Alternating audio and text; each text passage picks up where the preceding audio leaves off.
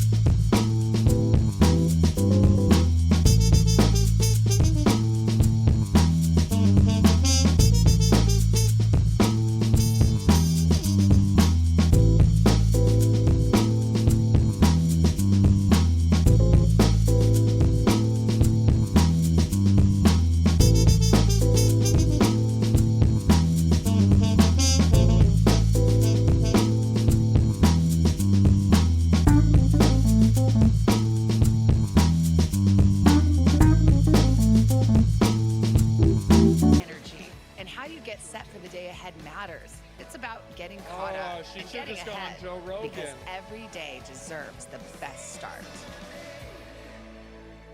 Why? I went Dutchison.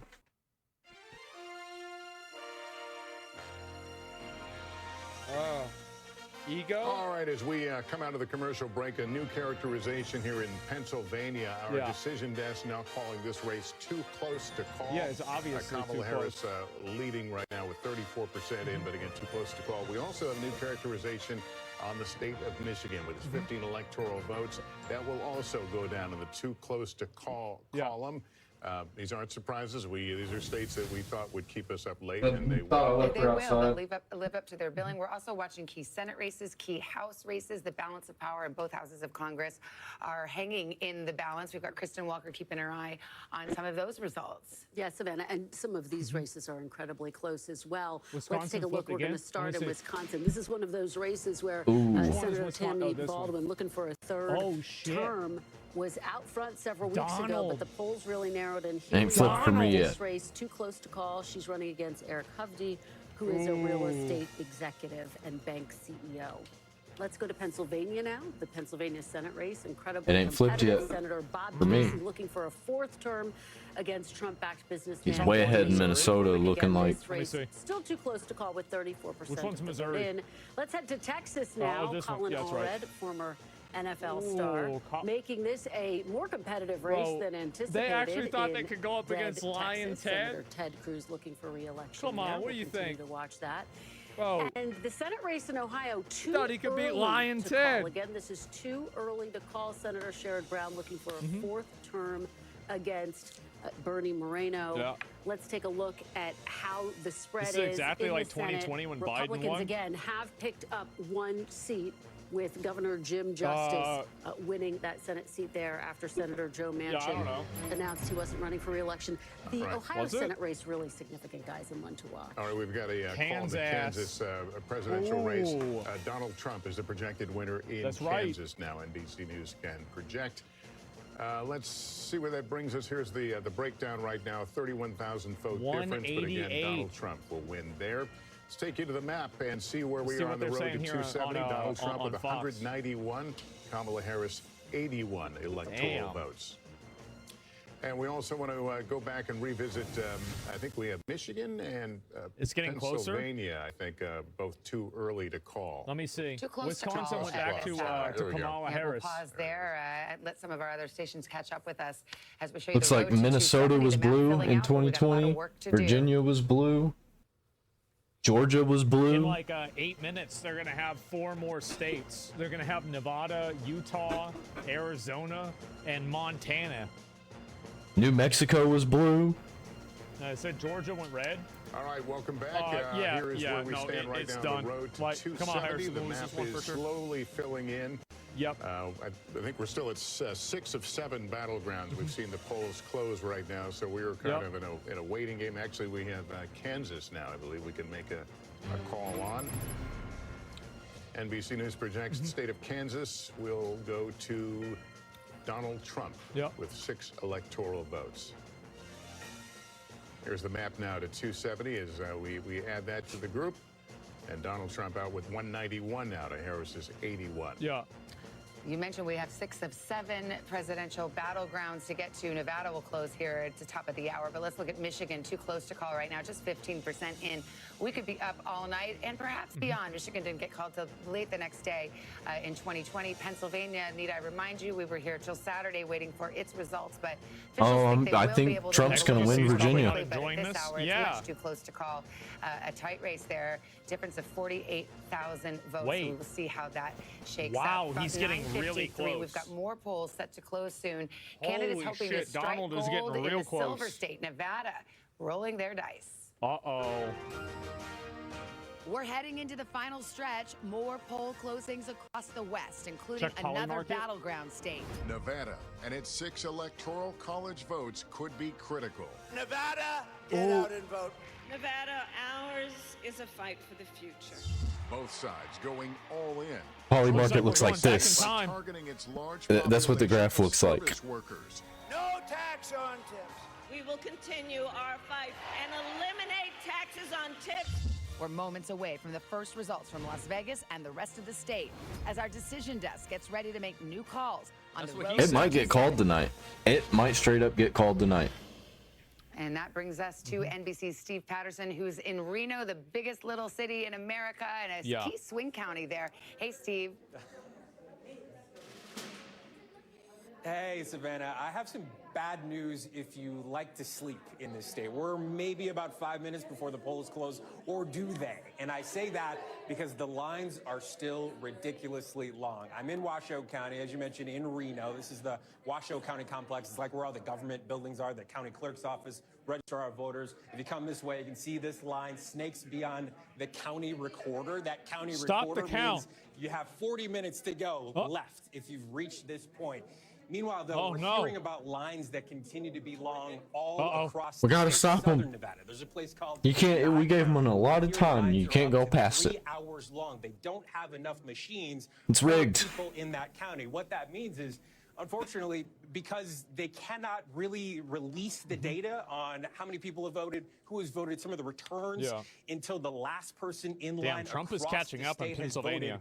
It means numbers are going to Check be it out. very checked it like a slow. minute ago. They can I'm gonna obviously check it again. tabulate sort of in person. Wait, They Trump can actually tabulate hit the 80? early No- voting. no They can shot. tabulate the mail-in ballots, but they can't release any of that data until the last Wow. person has left. Oh. Which means it's going to mean a lot more coffee tonight for people that are trying to watch the vote. Also, one thing to keep track of, the nonpartisan vote. That's the reason why we're in Washoe County. This is an incredibly purple county. People vote the issues. They vote their feelings. They don't vote party line, which leads us to talk about nonpartisans. It is a third of the electorate in Speaking this of that, state. how's Dragon Age higher doing? share than Republicans, higher share Ooh. than Democrats. Uh-oh. These folks, we're not sure which way they're No going to vote. wonder which has been Trump's winning. Confounding pundits. And it's been Dragon really tough Age. for people trying to That read was tea the leaves of turning what point. That's what tipped the exactly scale. numbers Quit saying mean. that I've phrase. That spoken phrase to is both stupid. campaigns in the state. Both seem to think that they have a Trojan horse. Of course, Democrats seem to think A that Trojan horse, of course. Haha. more racially diverse. Nice wordplay. Republicans seem to think that they're going to skew more conservative, and so we will see. But unfortunately, I think Trump's not ahead by anytime over soon. It 4 could be a million minute before popular we get vote. any sort of results Yeah. here in Silver State. Savannah. All right. Well, Steve, stand by. Nobody sleeps in Las Vegas, maybe not in Reno either. We know you won't be sleeping tonight. Tom, let's look at Nevada. This is a state where Republican fortunes have risen since the last presidential election. Yeah, you are completely right. They have a Republican governor there. Yeah, Let's it's about talk to about happen. Nevada here. Right now, no vote in, obviously. It's still too early for us to even start to get data in right here. But let's go to 2020. Both elections, both in 2020 and 2016, the winner were Democrats. Clinton in 2016, obviously, and Biden in 2020. The spread, though, was only 2 percentage points, a little over 2 percentage points. That's why it's a battleground for us. It's one of the reasons why we're watching tonight. I'm going to give you a primer on Nevada. What you have to understand is a lot of Nevada is Clark County. It's Las Vegas here. This is 3/4 of the electorate here. If Democrats can turn out their voters here, there is no way that Republicans can catch up. Between Las Vegas and Reno, which is Washoe County, this is the battleground county here. About 15% of the vote here. Kamala Harris The voting she's gonna in put him in Washoe jail. actually is more reflective of the entire state, much more than Las Vegas is. It's reflective because it's a mix of both Republicans and Democrats. Oh, Democrats shit, have been able to Wisconsin's Washoe Trump. County for a couple of elections now. If they can hold it tonight and do well in Las Nevada? Vegas, it's game I think over it's there. gonna be. But look at all of this Trump country in the middle. It's not a lot of people, but it is rural desert. With the exception of Elko, you have some population You got centers there. cactuses And voting this is for where Trump. hopes to run up the score.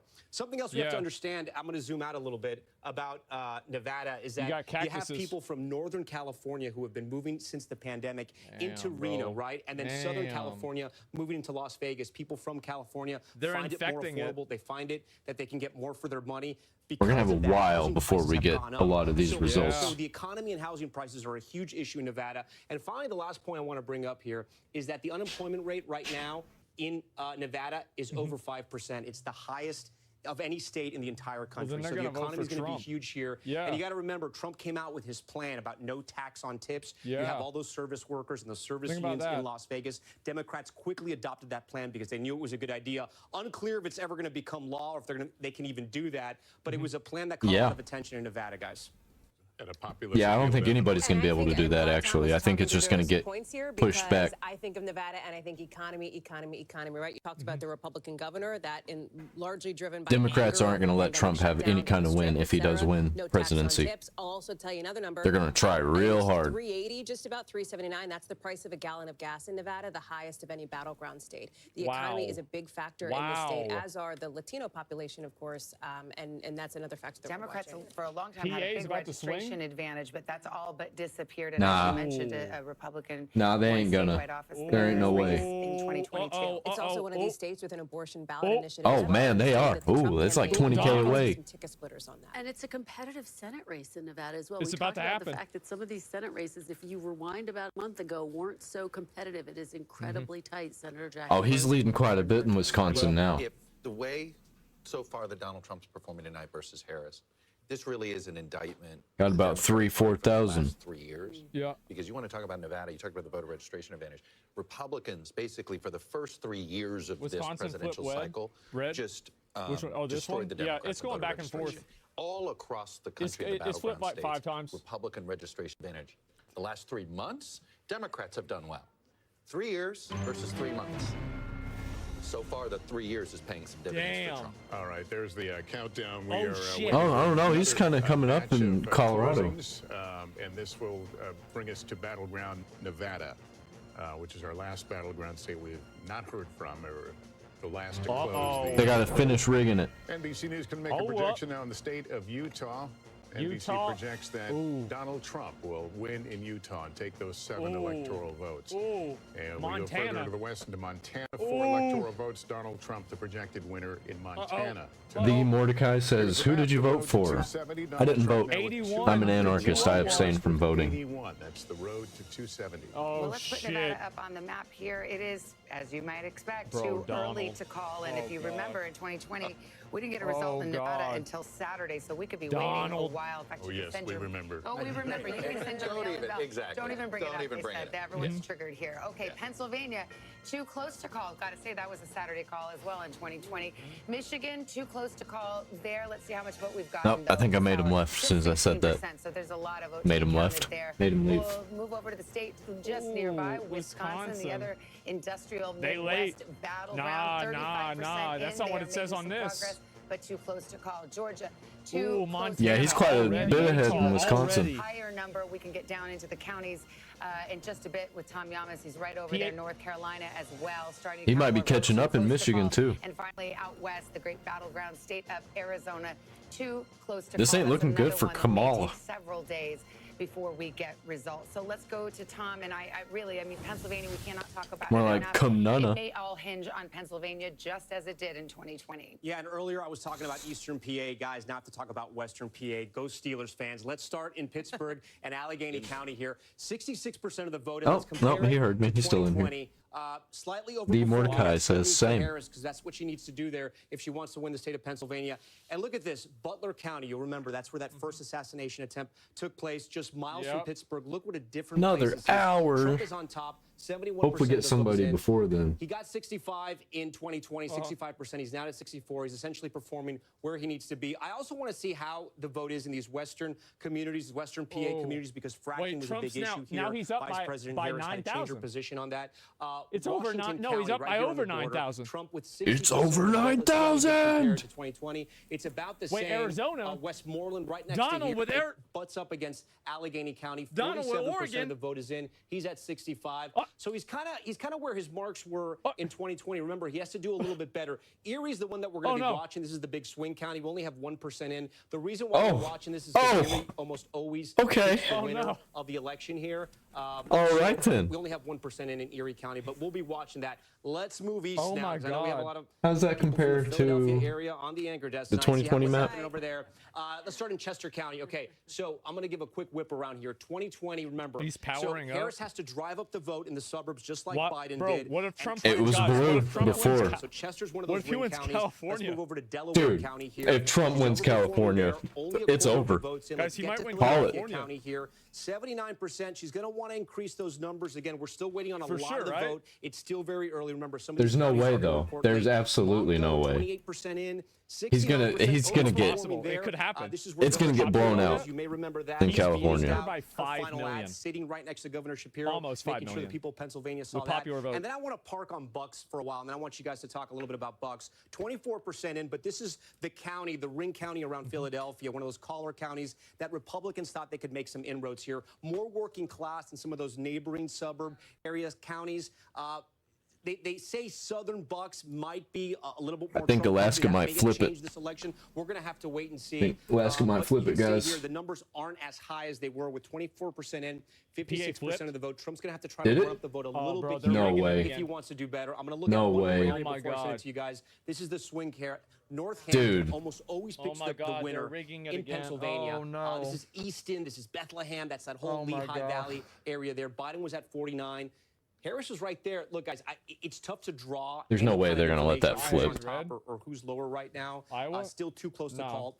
Trump's on Not top, yet. but only about 17,000 votes. You remember the spread in 2020 was about 80,000 votes. So a lot of votes still out here. One thing I do want to mention, there was an exit poll. It shows Iowa red for me. Voters, and they broke Nope, for it just Trump in a flipped on major his way. screen. I just watched it. Possibly be a deciding effect here That's in Pennsylvania surprising. because you're talking about 600,000 Latinos that are registered to vote. Guys, back to you. Can we talk a minute about Ooh, how Iowa. funny it is in some of these races? Pennsylvania, I'm just looking here. Pennsylvania. I think he might win. DNC, $131.7 million. Yeah, in 314 Pennsylvania. million, I think, overall when you add both campaigns together. It's $1 billion if you throw in the Senate That's race right, in that's Pennsylvania. right. No, on one state. I remember making a big deal like 12 years ago. We had $1 billion presidential campaign. 205.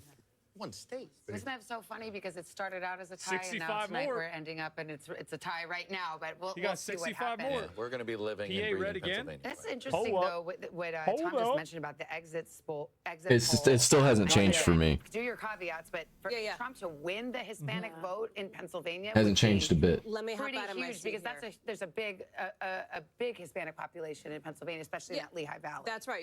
There's a big Puerto Rican population in Pennsylvania, too, the most of any battleground. So let's talk about where that is. And I want to start with the national Latino vote here. In Savannah, love you for the grain of salt caveat. We know that these exit polls Bro, can shift Arizona, a little bit. look But at this here's what's shit, so bro. This is interesting here. neck and neck. It is Kamala Harris, of course, the vice president. Oh. God The damn. Latino vote over former President Trump, 53% to 45%.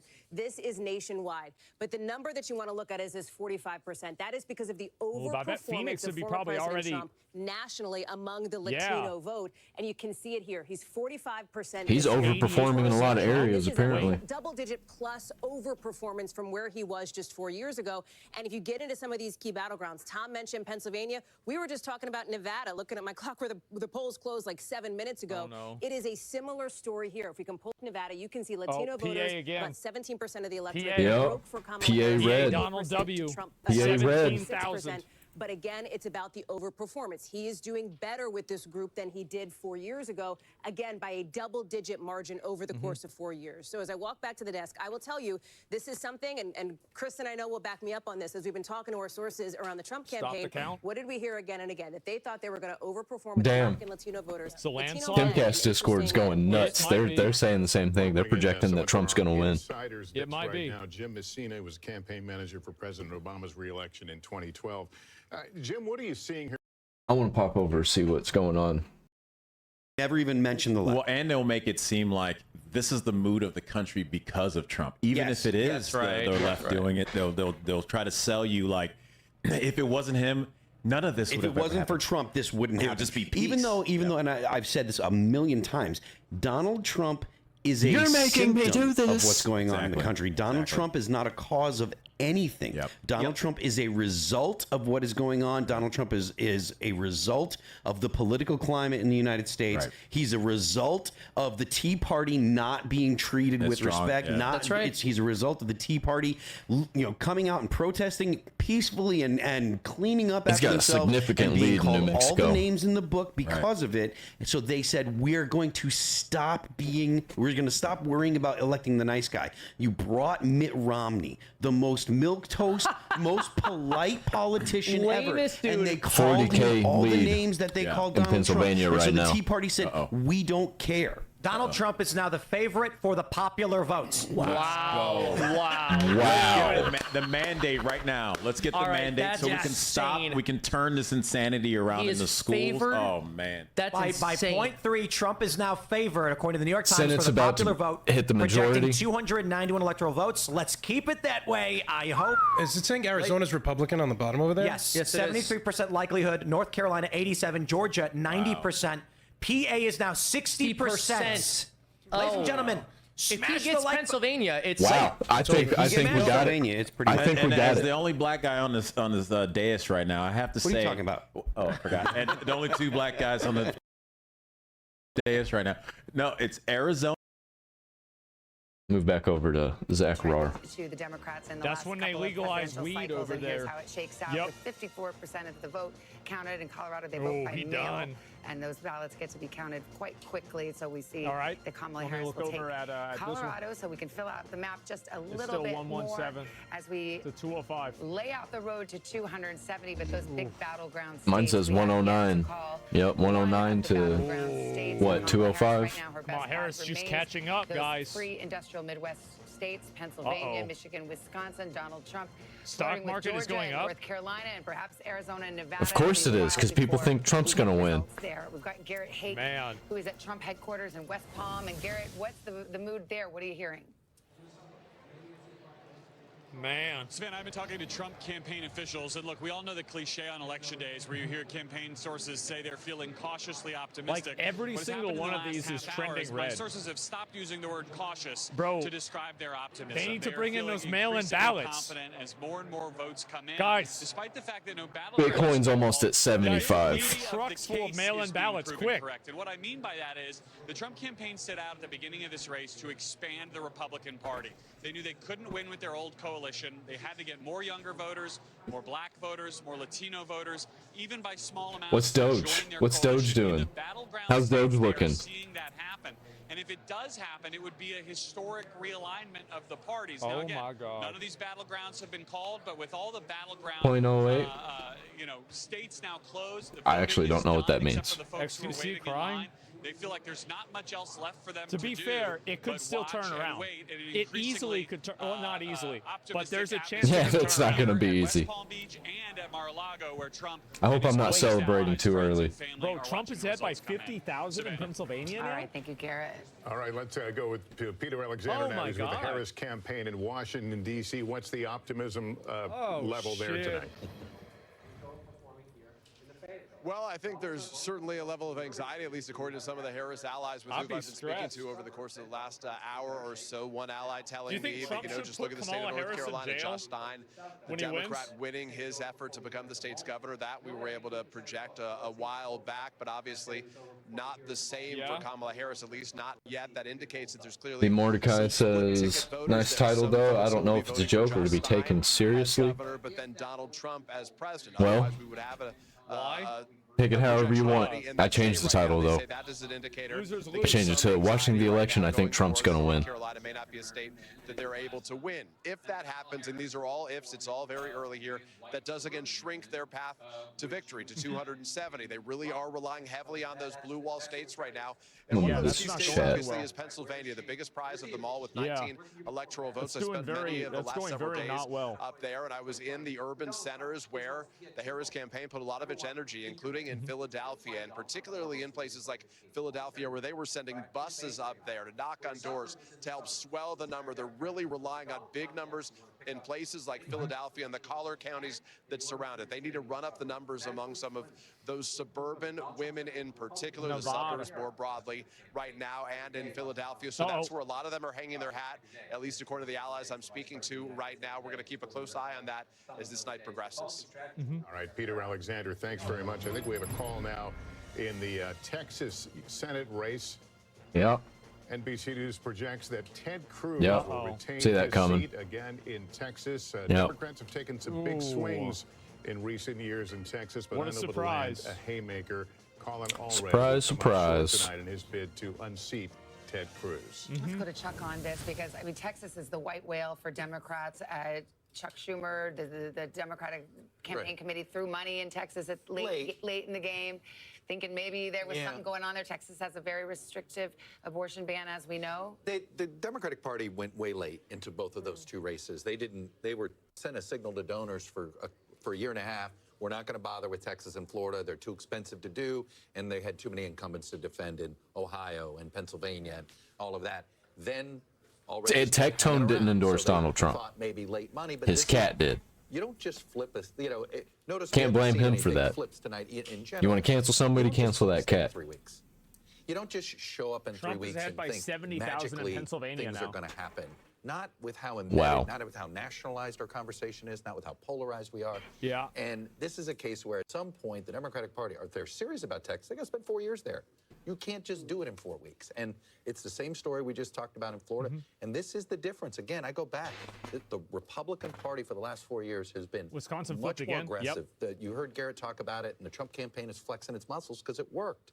They had I think it'll massive flip a couple more registration times. I think this one's going to be probably the closest. and it Is has Wisconsin. padded Too them. big It's to what rig. Texas- look, Remember that? Republicans got stronger in Texas. I mean, that 90% Latino vote in Poly. Texas. When you've got This is 86 over right now. 60% Latino men Wow.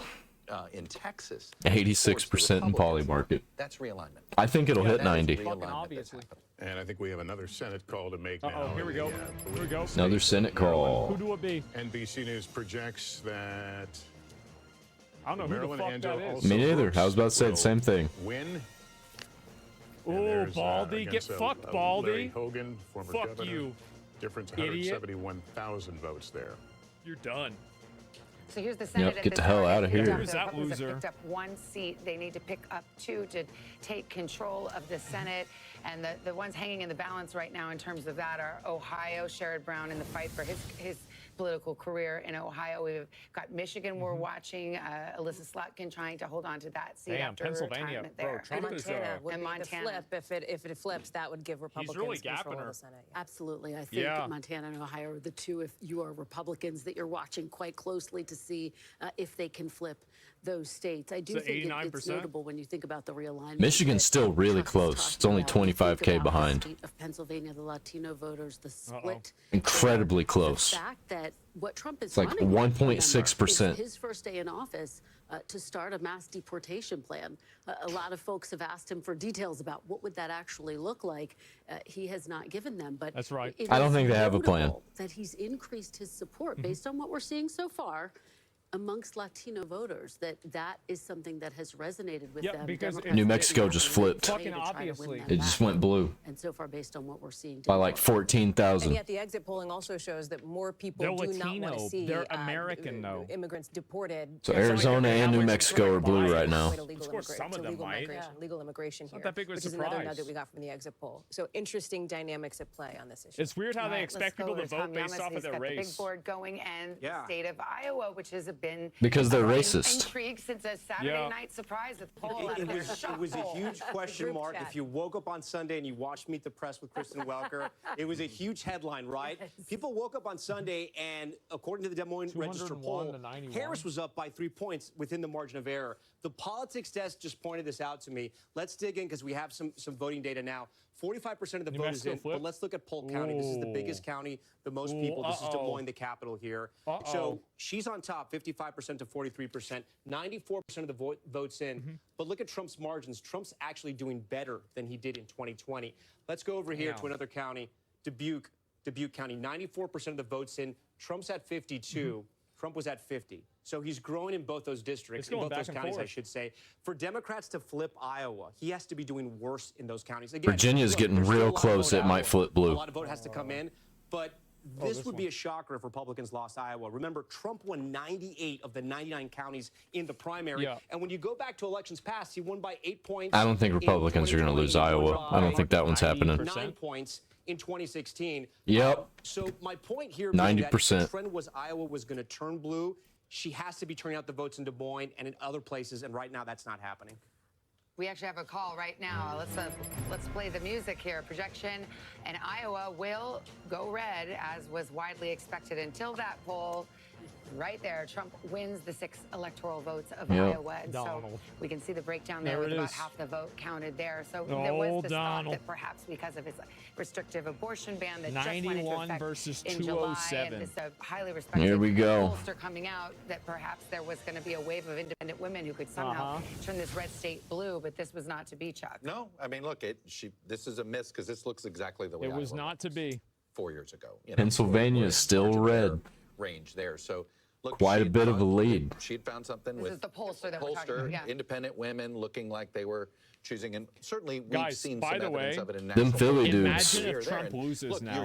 I've seen it throughout the Midwest, but it's a point here or a point there. Imagine I if don't he know loses. Oh, they'll find some people votes. are going to lose make their up for fucking the minds. loss I still think he's going to voters of lose. color that have clear. I mean, that Yeah. is But it looks like he's going to January 6th, win. bro, that's the going to be big story of the November night 6th. is the shift among Hispanics. Look, California Hispanic switch voters points? Yeah, I know. are swing voters, and I think Massive. you know what's interesting here is the Republican Party treated them the same way they treated white working class voters. They courted them the same way they treated white working class voters. The Democratic Party has spent a lot of time treating it as an identity group. You know, and whether it's Latinx, which sort of fell flat, and so They're there's still been trying. a lot of hand wringing about this inside Democratic circles.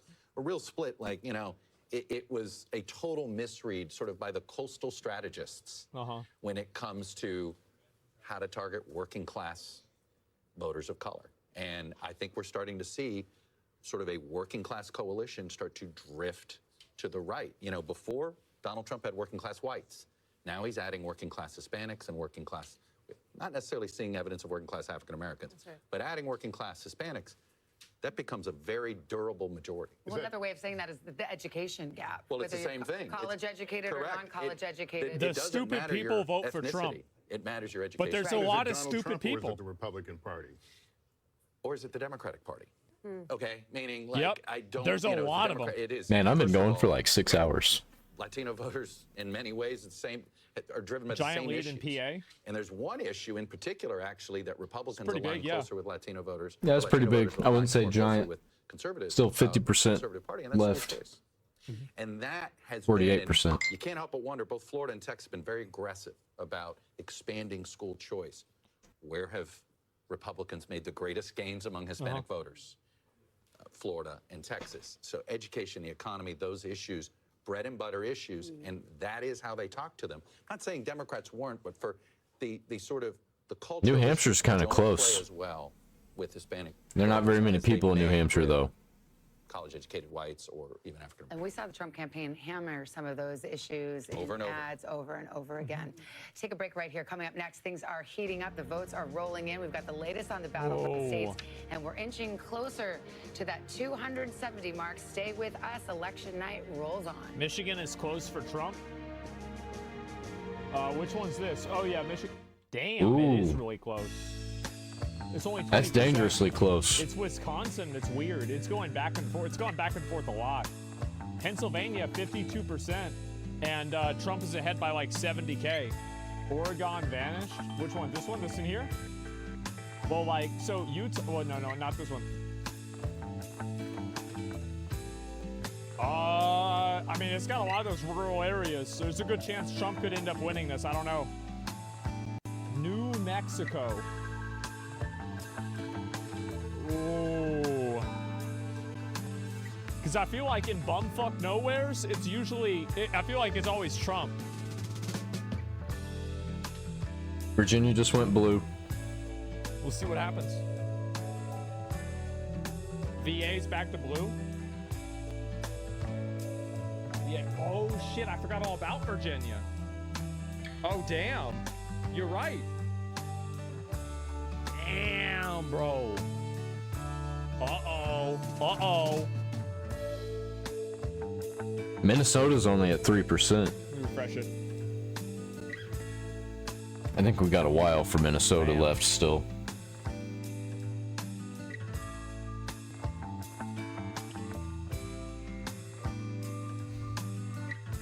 What about New Hampshire? Which one's that? It's Kamala Harris. Yeah. Mornings are full of possibility. She's and ahead on that energy. one.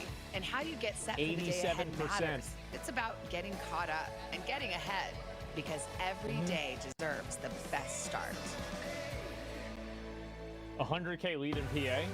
What's really? the message Wait, that you're trying oh my to God. get out to young people? Know what is in the drug supply. We've got Yeah. news this I think hour he's gonna about hold it. money, mental health, big picture. I think he's gonna hold Why it. is so Georgia's tough right now? 88% News now. for the generation of now is NBC News Now. Listen to full Yep, he's got Georgia. wherever you get your podcasts. Yeah. Yep, he's got Georgia. Yeah. Welcome back to NBC News coverage of the road to 270 now. There's where things stand. Donald Trump out with 207. And we're able to make a projection characterization in Virginia. 13 electoral votes. They're too early to call that race in Virginia. We move to Nebraska right now. That race Or is it also Kamala? too No, I thought early to Kamala call. was gonna Less win than Georgia. half of the vote I did. in, so still a ways to go there. We move to Minnesota. And Donald Trump and Kamala Harris right now, that's too early to call. Ooh, Trump Minnesota. out Which to one's an that? early lead. This one. In Pennsylvania, this is one of the big battleground Yeah. states, could be the biggest, 19 electoral votes, Donald too is popping close off. to call the characterization. Wisconsin, another battleground. Here's where it looks right now. Too close to call, a difference of fewer than 8,400 votes there right now, and 47% in, so more to count there as well. Brings us over to Tom Yamas, who's looking at Wisconsin, and what are you seeing in these early numbers? So a quick reminder, when you think about Wisconsin, think of 20,000. That was the vote difference in both 2016 and 2020. That's what decided the vote. Trump won in 2016. Biden flipped it in Wisconsin 2020. Right now, flipped 47% of the votes. to We red, want to dive a and little it's, deeper and look at some of these counties. We're going to start with man, the biggest one, Milwaukee. like 15,000. Still waiting for a lot of the vote in Milwaukee. We're expecting this a little later in the night. 51% is in. Let's see how Harris is doing compared to Biden 4 years ago. She's down about 3 points, 3 or 4 points, 2 points actually, we should say. But we're still waiting on the vote there. Let's go over to Madison. This is Dane County. This is where the University of Wisconsin. I don't think he's going to get Wisconsin. I think it's going to flip blue. For Biden in 2020. She's 2 points down, but again, 75% of the vote is still out. Let's talk about the Republicans now. We talk about the WOW counties. These are the counties around Milwaukee. The first one, Waukesha here. Trump's at 59.6. 77% of the vote is in. He's slightly underperforming by a percentage point or two. Let's go over here to the O and WOW, Ozaki. 55. He's at 54. So I don't think Trump's got New Hampshire either. Almost around the same margins. And then Washington doing much Expected better. that. 50% of the vote is in, 49. He was at 68 in 2020. He's now up to 70. And the he's other part where they do well in the other just part of the state, behind Green in Bay, it's called Virginia. the Bow. So yes, it's the Bow counties and the Wow. Bow Wow. I know that's pretty funny, but maybe it's not that funny. Anyways, Brown is Green Bay. It'll pass. It'll pass. Trump is 52%. He's up big time here, but again, only 33% of the vote is in, and there are a lot of Democratic votes in Green I think Bay he's as going to well. get Iowa. Come down here to the O and Bow out of That's a gaming. big difference. 54-57. Again, he's overperforming there, and then finally in Winnebago, 36%. Now he's over by I want to show two more 100K. counties you guys may have heard of, you may not have. Racine, these are suburbs. Trump's of got a the- gap, but closer to I still don't Chicago. see how These it's were counties not that Trump flipped 50-50. from Obama, and then he held them 4 years later. Damn. 15% in. Trump was at 51-68. Now he's That's at a strong number for 68. him. We go to Kenosha, which has been in the headlines, Jesus. especially after the George Floyd protests. 50% in 2020, Yeah. 73% in. He's overperforming there. So if you're looking at Wisconsin right now, I mean, the Republicans have some sort of positivity here that they're looking at. Sauk County is one of these counties. Oh, that maybe they will take it. Picks the winner of Maybe Wisconsin. Republicans will Sauk take it. is one, and Dorr is the other one. You've probably heard of Dorr if you've been following the political headlines lately. Our data only out of heading Dorr by is a little 12,000 skewed though. right now, so we're going to wait till the numbers get corrected there for right now. But Sauk County, we can look at 48% is in. Biden won this in 2020. Trump won it in 2016. 47-50. You can Damn. see Trump's overperforming there. But again, still Wow. a lot of the vote is out. That's We're a going to have to big wait and see and what happens. And in case you're wondering, Sauk County, home of the International Clown Hall of Fame. So if you ever want to go down there and you're near Madison, drive over to Sauk. We're Fun getting to the fact witching alert, hour. We Savannah. got the Fun Bow fact to the alert. Wow. That's Fun right. fact alert from Tom. Welcome to the fun we haven't fact. hit midnight yet. Yes, exactly. Let's go to Stephanie. Gosh, she's in Philadelphia and Pennsylvania. A lot of hopes riding on Pennsylvania for the Harris campaign. What do you know?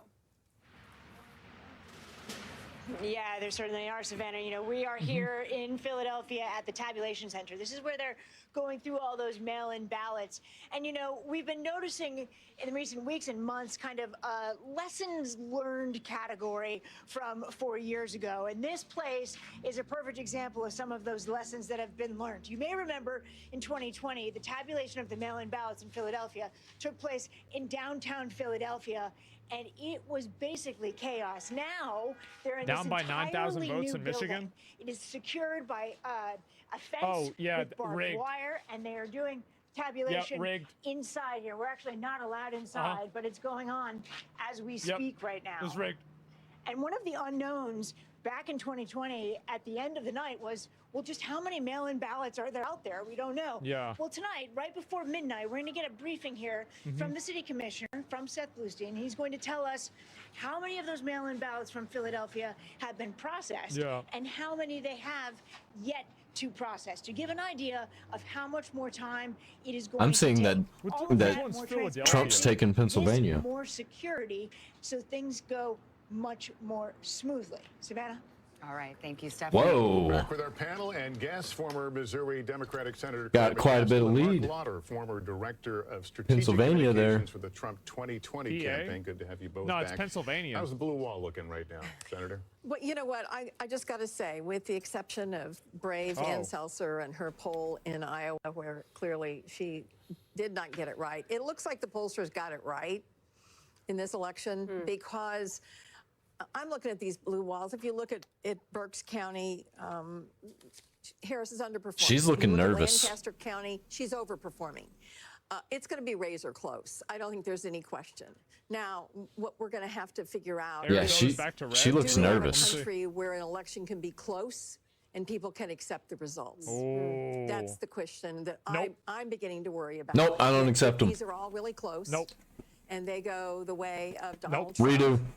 I don't think there'll be any problem. Oh, yeah, of course. Well, Mark, we live in a 50-50 world. I mean, Yeah. we do. I mean, We really do. And it's not going to stop after, Wednesday or beyond. No, and one of the things I'll tell you, I'm Refresh? looking at Okay. right now is Philadelphia itself, because while Kamala Harris has her margin, Trump's been sitting at 198 for a while. about 2 points behind right now of where Joe Biden was, but there was a 471,000 vote difference to offset the rural areas. Right now, with 50% of the vote in, the last time I looked, she's on pace for maybe 390,000, maybe 400 or so thousand. That's if the current margins hold, and that's a projection. Always is Needs to be above projection. 450. Yeah. And if we're down there in that right, because right now it's about 190,000 vote difference with 50% in. It's early, but I mean, it seems like what we're gleaning from exit polls and other data is that the Trump campaign is overperforming, doing very well with Hispanic Arizona voters flipped again. and young men. That Joe Rogan army appears to be real in a lot of these places. Is that what you're seeing, Mark? No, absolutely. I think they're very excited by that, and they also see that they're overperforming in rural areas. I think they're trying to cut their losses in the urban areas and in some of the suburbs. It's not always working, but I think in some of these key battleground states, it's panning out right now. Claire, what are you hearing from the Democratic side? Imagine losing the election because of a podcaster. There's a lot of people on the Democratic side that are paying a lot of attention to what's happening with Sherrod Brown and Jon Tester right now. How about that? Yeah.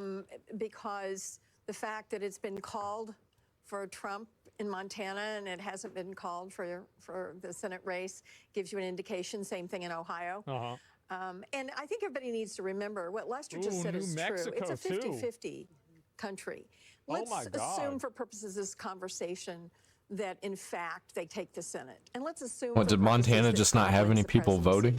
They're not going to have more than 51 votes in the Senate, maybe 52. And you have a couple of Republicans that are not all on board with some of the Trump stuff, like Susan Collins and Lisa Murkowski. You could actually have a situation where the Senate is frozen. She's not happy. In either administration. She's mad. Depending on how it goes. So now's the time that Senate, regardless of how this turns 48. out, the leader of this country needs to realize it's time to quit dividing and try to unite and figure out if we can't find ways to work together. We have a divided Senate. I mean, already the status quo is, essentially tied with Democrats having control. With the I think he's about to flip Michigan. President Harris. We haven't even talked about the House. He's just 2,500 away from flipping it. Democrats are hoping to take back control of the House. They only need to net out 4 Yeah, it looks like we're getting that wall built, boys. Once again, I mean, you just look at a country, to Lester's point, that is very divided, and this is what the pollsters were showing, and right now, so far, that is what the results are bearing out. And I will say, we're sitting here, it's 10:30 Eastern time. This is kind of a little bit of a strange moment. We have some data in, but not all. We have a lot of exit poll data in, but not a ton of vote count yet. We still have a ways to go. We haven't called a single key battleground state yet. So this is an interesting moment in the Are we even halfway done? Having this conversation, because when you look at the strategies from each of these campaigns, the vice president did something very specific. She looked to once she got into the race not too long ago, she looked to cast Donald Trump as a danger to democracy, but she also looked to make the positive case for herself and why she should get another 4 years. Her campaign spent so much time in places like Wisconsin. Think about that Ripon visit, the birthplace of the Republican Party, bringing out Liz Cheney, former Congresswoman on the Republican side. I think everybody knows who the Cheney family is. We are over halfway done. There's 19 left, it looks like. Who the fuck would listen to Dick Cheney? In their tribal corners. Former President Trump looked to supercharge his base. But it's so interesting because you say it's a tiny They literally number, made a villain based off of that but guy these in Metal were Gear Haley Solid. Voters, a lot of them. I mean, the fuck are we talking about? Kamala Harris went around with Liz Cheney. Yeah. They went to these Adam color counties. Kinzinger, all these, Yes, Dick and Cheney's in wife Arizona, is the same we thing. saw Jimmy McCain and some of these big names, former Republicans, Jeff Flake. Remember when he who were shot out some there. dude in the She was face? I was literally about to say that. moms, When they were the hunting? suburban women who just had enough with Donald Trump. Let me just pause the I conversation. remember Family Guy had a bit about it. I believe in What's the call? What's the call? Nebraska. Okay, this is NBC News projects Nebraska's that red. 3 of the 5 electoral votes will go to Donald Trump. Donald. 3 of 5, you ask? That takes me to Tom. I'll let you explain it. Yeah, no. Those were some nervous laughs. Nebraska, remember, votes for the popular vote. Whoever wins the state, they also 207. give them by congressional district. From what you just 210? reported there, projecting one of the congressional districts, it's going to be District 3. It's going to go to Trump. There are 2 other congressional districts, 1 and 2, that we're still watching. Nebraska District 2, this is the big one that we've been watching. It's the swing district. The other one, Nebraska 1, usually goes red. We're still waiting on some vote there. It hasn't been called yet. But again, Nebraska 2 is the big one because if it came down to that 269 scenario, we would come here to Omaha. Not yet. Nebraska District 2 Oh, is boy, it's getting there. Douglas County. It's also a neighboring Oh, conservative county, man. Saunders, and a little bit of Sarpy as well. This is crazy. I think I we just actually can't didn't call it think the this is difference. what this night was going to be 22,000 like. That's what the difference was in 2020. I thought it was going to be when Biden won the 50-50 state. the So whole night. Democrats are in good shape right now. It's Oh, unclear how much no. of the vote is out. Let me see if I can come back and see if we can get how much of the remaining vote is out in this state. We can't check it just yet. What's as soon as we have a Polymarket? call on Nebraska 2, Oh, we'll bring it to yeah, you. I didn't It's even one think electoral about it. vote, Oh, no. But in a razor-tight election, each electoral vote is important, guys. Oh, All right, God. Let's take a look at the battlegrounds. It's 10:35 and the East Oh, 7:35 God. in the West, and we've got all battlegrounds closed right now and votes being counted. And too close to call is something you're going to hear me say a lot over these next few moments. That's the story in Pennsylvania, about 58% of the vote in there. In Michigan, also too close to call, the battleground state where both candidates spent a ton of time alongside Wisconsin as well. Too close to call at this hour, still counting about half the vote in there. Let's go down south, the Sun Belt path. Georgia, too close to call. Biden won it by a hair in 2020. Donald Trump trying to get it back tonight. Too close to call.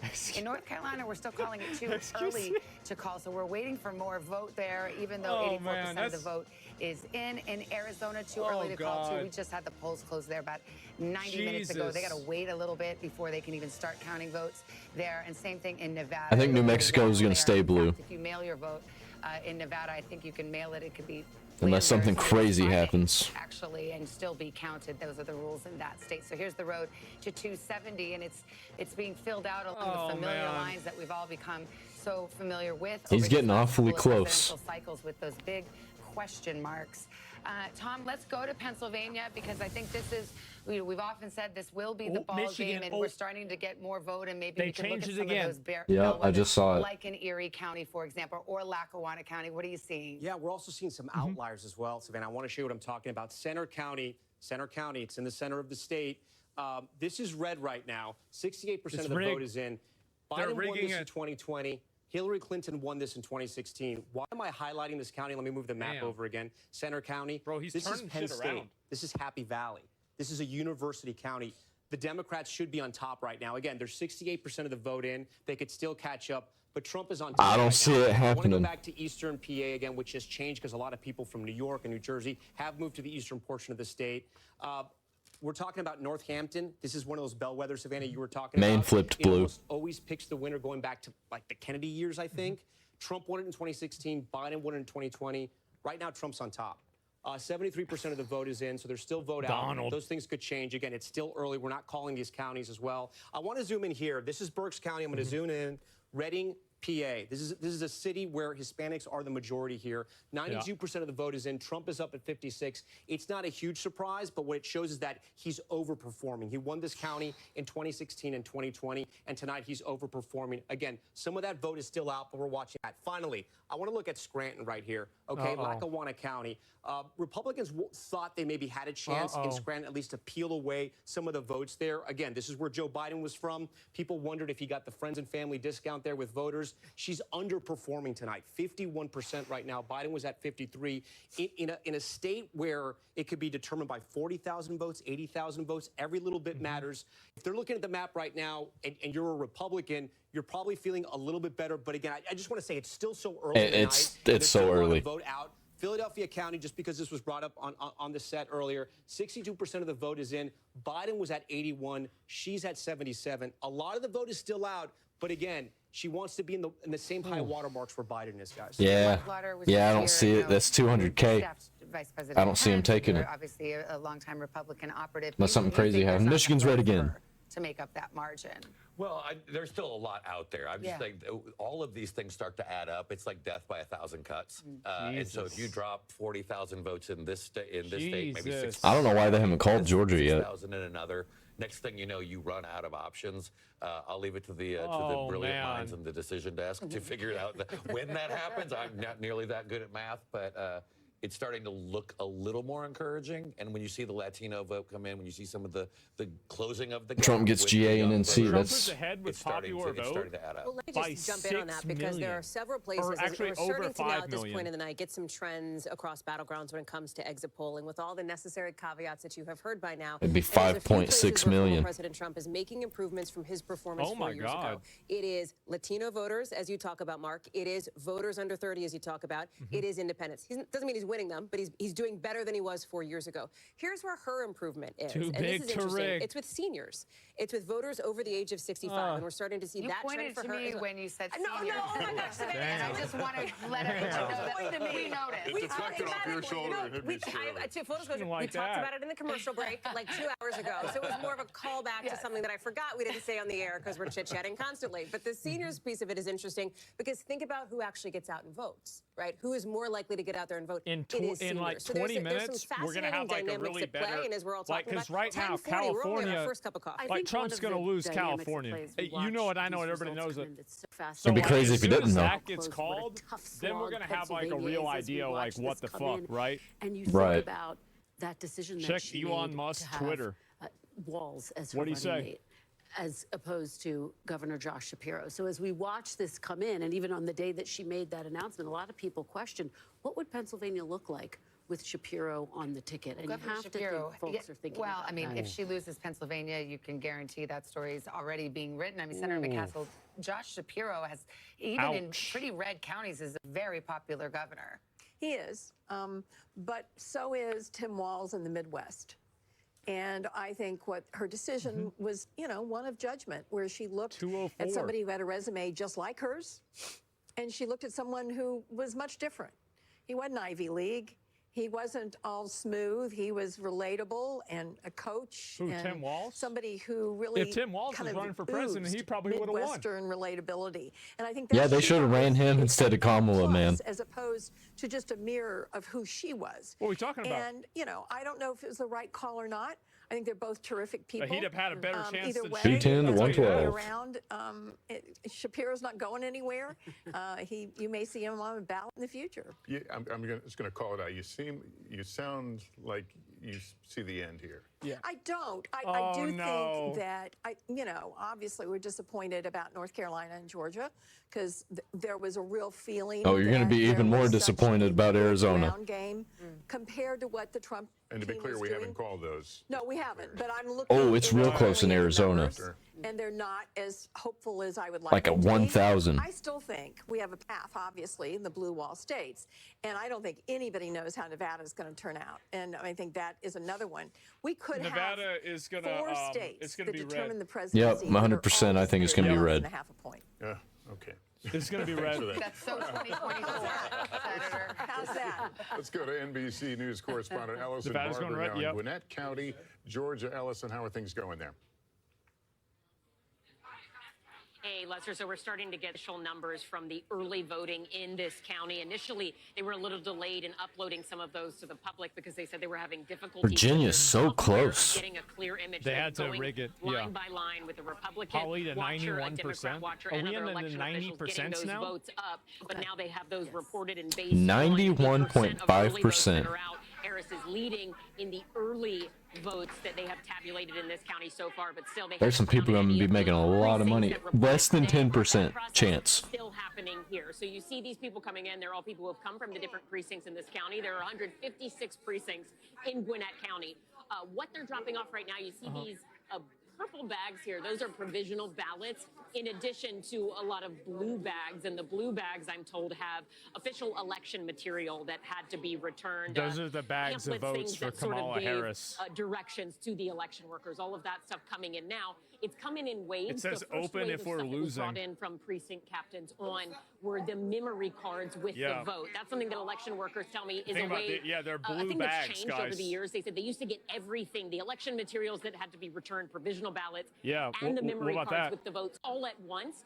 And because it took a while to clean up, it would take a little longer for those memory cards to come in. Now they get the memory cards first, then the rest of the materials. The memory cards, they're actually in all these little bags. You see them unzipping there. Those are from 156 different precincts. Each precinct has at least 2 memory cards that have the vote count from today on them. They go in here, they get processed, and they go out to the public. So they're still deep in that process right now. But let's go again to the back, because this is where Destiny thinks we Kamala see will win a based lot on of the activity counties. happening on and off, whether it's the early votes That would be being, crazy if he was right. processed and I don't scanned think he and is. tabulated, Destiny's an or idiot. mail-in ballots Like, being if Trump opened and loses sorted, at this or point, provisional ballots bro, being we are going to reviewed. have So another remember, the thing that we January were watching in 6th. this county was what would the margins be Oh, like, yeah. because it leans Democrat. We Oh, expected yeah. Democrats to carry this county, but ultimately, back in 2020, Donald Trump got 40% January of the vote in 6th Gwinnett too. County. And what Republicans were hoping was if they could notch that up by a couple percentage points, they could cut in to Harris's margins. And then if they also he's up did by well on 1% Republican strongholds, Wisconsin. could potentially carry the state. 1% What we're seeing in Michigan. turnout is turnout so far has Over 2% in exceeded the Pennsylvania. turnout numbers in 2020.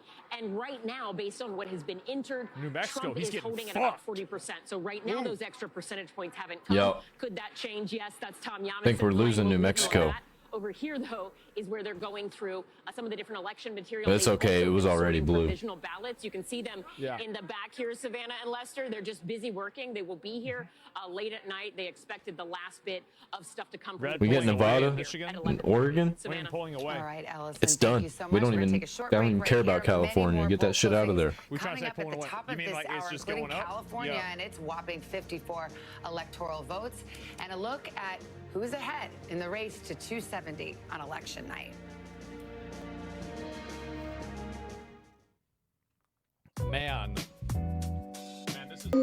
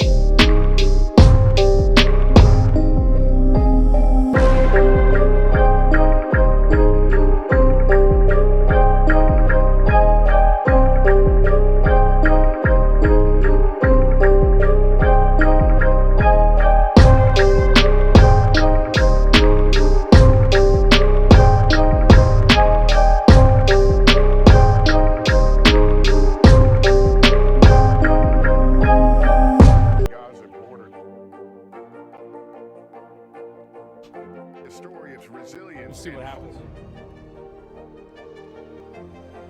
This shit's rigged? Do you think it's rigged? 100% it's rigged. But it might be also rigged in the other direction, too.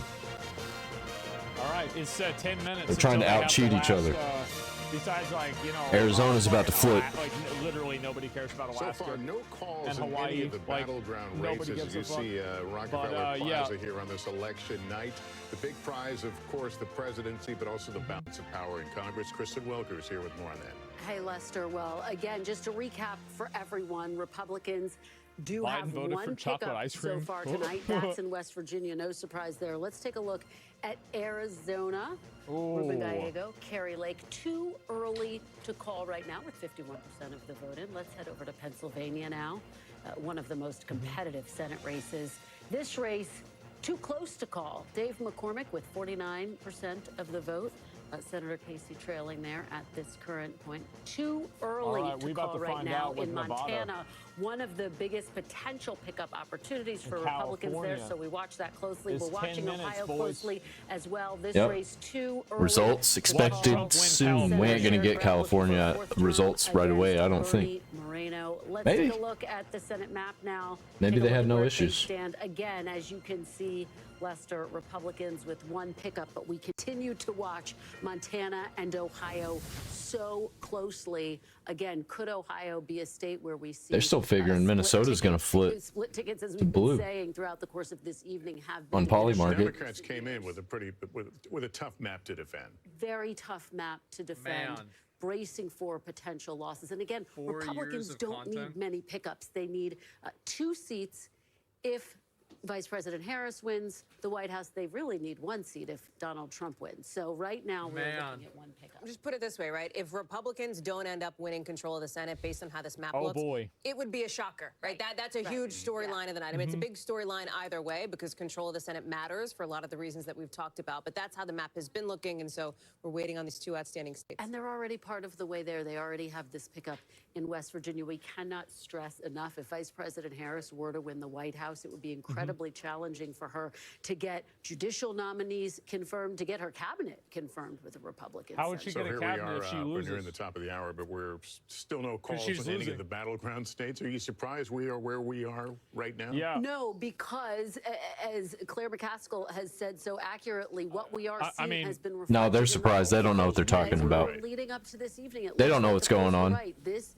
is a 50-50 race, and so this is going to go down to the wire in all of these battlegrounds. Close race means a long time. We can put it that way, right? I mean, I think that's generally the vibe. We'll see how it goes. I think everybody's looking towards Pennsylvania, just in chatting with. All right, well, let's check back in Yep. on the presidential And race, this and we'll take the a look left at area over there. 270.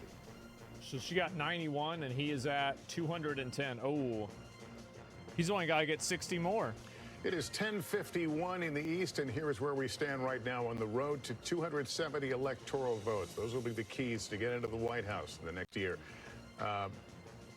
Right now, we want to go to Peter Alexander at Harris headquarters. What's to really crazy is how gauge the temperature of the far room. ahead Trump is with Peter? the popular vote.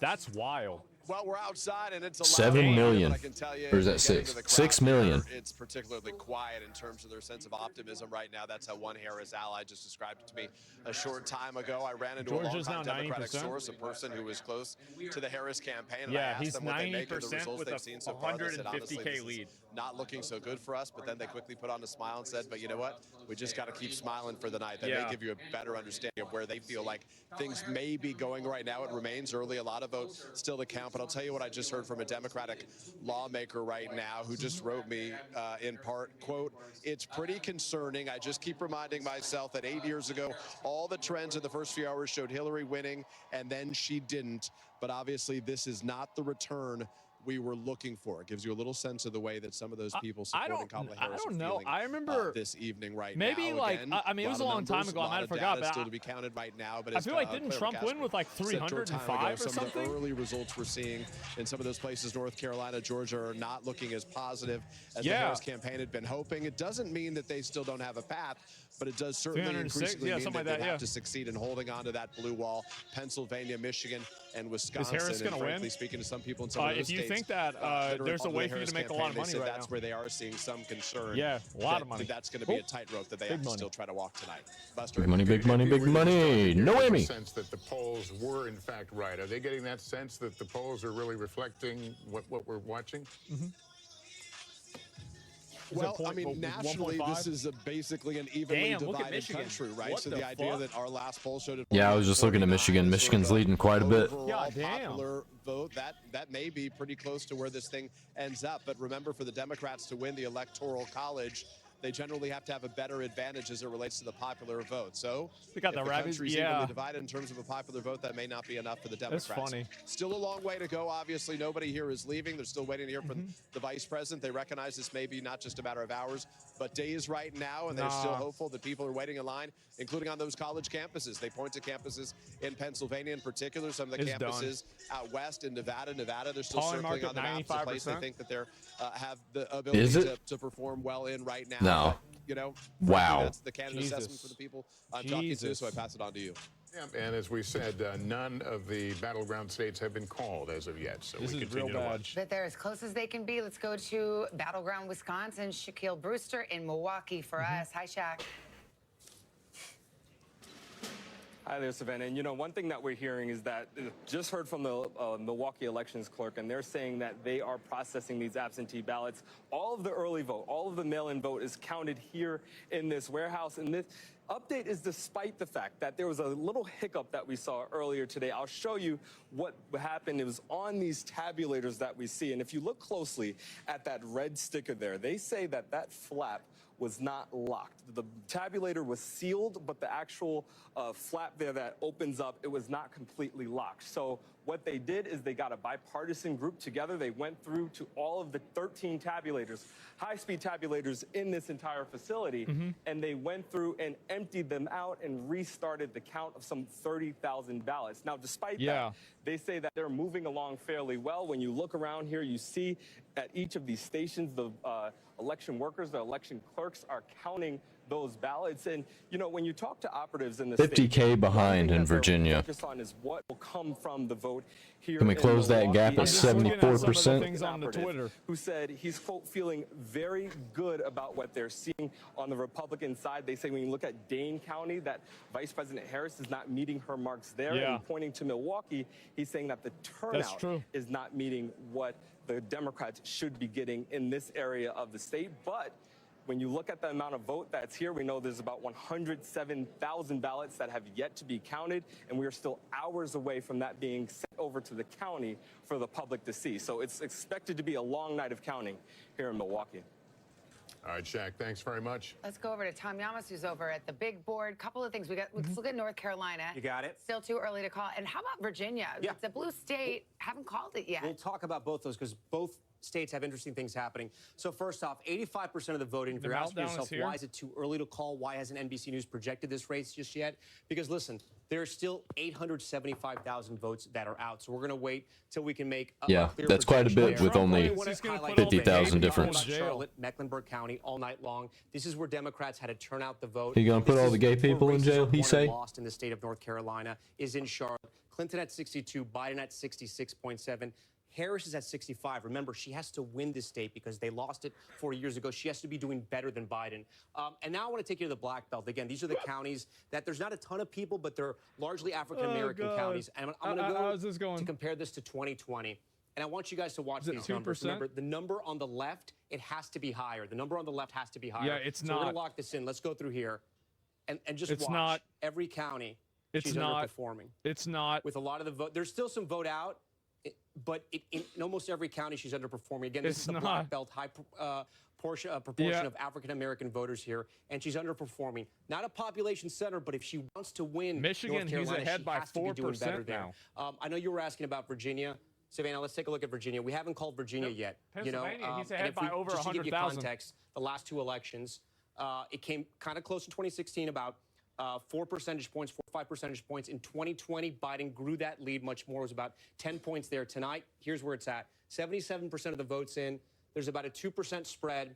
I'm being told by our politics desk, a lot of the vote that is out is still in the Northern Virginia suburbs. This is the Democrats' sort of their sweet spot where they're going to drive up the votes. We got the left Richmond part County, coming a up lot of in just a couple African-American minutes. voters there, too, It looks that like could he's gonna possibly lose vote Virginia. Democratic. But listen, Republicans have been making inroads in there as well. Yeah, We can Virginia's take not a big quick deal. How much time we have? About a minute, I mean, 2 he's minutes. down by Now we're going to say goodbye. 50,000. We'll come back. We'll dig into those northern suburbs in just a minute, We got Savannah. 3 minutes. Let's do because northern 3 minutes suburb until resident Chuck until Todd said you California. can't count We're waiting on until- that vote. You're Right. waiting on that vote, but I want to go to Mark Lauder on this. Also, I think Washington. Yeah, they're DC leaving this one former as a area surprise. senator, So you get to weigh in on this too, and you two senators. We can't speculate on it. We already know, Would you though. have expected that Virginia would Like take all this of these long are going to be call? blue. I mean, is this concerning? Does it give you any other trend lines? No, I mean, I saw a lot of energy in California I live in Northern is Virginia gonna as go well. red. I've seen a lot more Trump signs in people's Come yards on, where red 4 years ago, California. 8 years I got a ago, feeling you it's would have probably not never gonna go dared red. put one up there.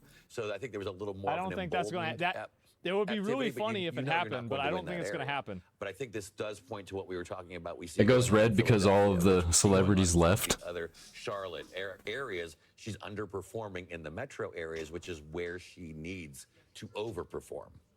I think when it's all counted, when everything comes in Northern Virginia, and Chuck's not here, so I'm a little nervous. But I think she'll end up winning Virginia by a comfortable margin. And I think when you actually analyze the data, what you're going to see is there was more enthusiasm in the rural areas of Virginia than there were.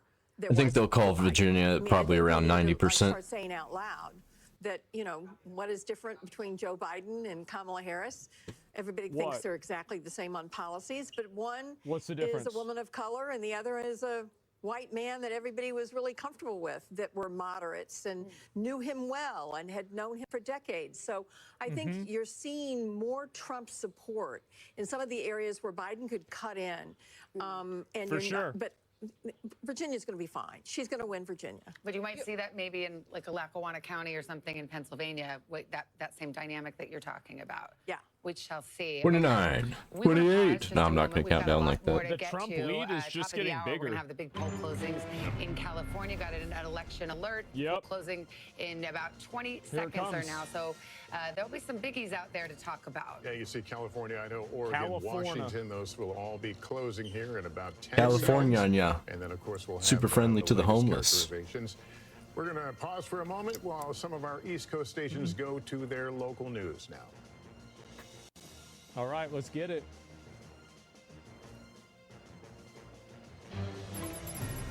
And welcome back at the top of the hour, 11 o'clock hour here in the East. NBC News can project that Kamala Harris will win in the state of California. 54 electoral votes. Damn, I thought for sure Trump was going to get it. NBC News projects Okay. Donald Trump will win and take those 4 electoral votes in Idaho. Here's the map where it moves in the road to I think we already had that one. Trump at 214. Come on, Harris we now got to with give her a little bit of a 145. chance. Yeah. Right? Things certainly Gotta become give her a little more something. interesting as the evening Yeah. progresses. Okay. We can't for just the take 11 o'clock, everything. Poll closings. We have a Is there couple a chance of Kamala uncalled winning? races, Absolutely. Oregon and Wisconsin, and we just called California. Now Absolutely, let's she go to could our win. battlegrounds. Pennsylvania, too close to call, 11 o'clock Eastern, 8 o'clock in the West. Same story in Michigan, too close to call at this hour, with about a third of the vote counted there. Michigan, in Wisconsin, yeah. it is too close to call. You knew it would be a tight election. The polls all showed it, and that's certainly being borne out tonight. Kamala just 60% keeps of the getting a vote wider in there. gap In Georgia, in it is Virginia. too close to call. Getting Trump is closer to that ramping in final number Pennsylvania. there, but we're still, the margins are He's just too ramping close to hard. make a call in that presidential race. Same thing in North Carolina. In fact, it's too early to call. We are still awaiting vote there. In Arizona, let's go out west. We've got 2 battlegrounds out west. We've got Arizona and Nevada. Oh, my Polls God. closed there about a couple of hours California. ago. Well, 2 hours for Arizona, last hour for Nevada. Both of these too early to call. And Tom Yamas over at the board. And we talk about Arizona. We haven't given my its God. due tonight in Maricopa County. And don't I forget knew it. the great county of Pima County, home to Tucson, Arizona. And give some credit to Arizona. Already 50% of the vote is in. I mean, they're doing their job there. So congrats to them. Who would've Maricopa guessed? County, this is the big swing county that we're Washington. watching here. This is going to be about 60%. Trump went down a little bit in of the state of Poly Market. Arizona. So important. If you want to win Arizona, you got to win Maricopa. You can see Trump won it in 2016. Biden won it in 2020. Tonight, with 50% in, Kamala Harris is on top right now. Phoenix, one of the 5th largest city in the country, one of the fastest growing areas in the country. Something else interesting about Maricopa, it's not so much people from other states moving there for the jobs. It's people from all over Arizona moving to this area. You have Mesa, Tempe, Scottsdale, a lot of growth there. We're going to go to this other county here, Pima County. Savannah, you've heard of this county? Maybe, maybe not. 50% of it is in.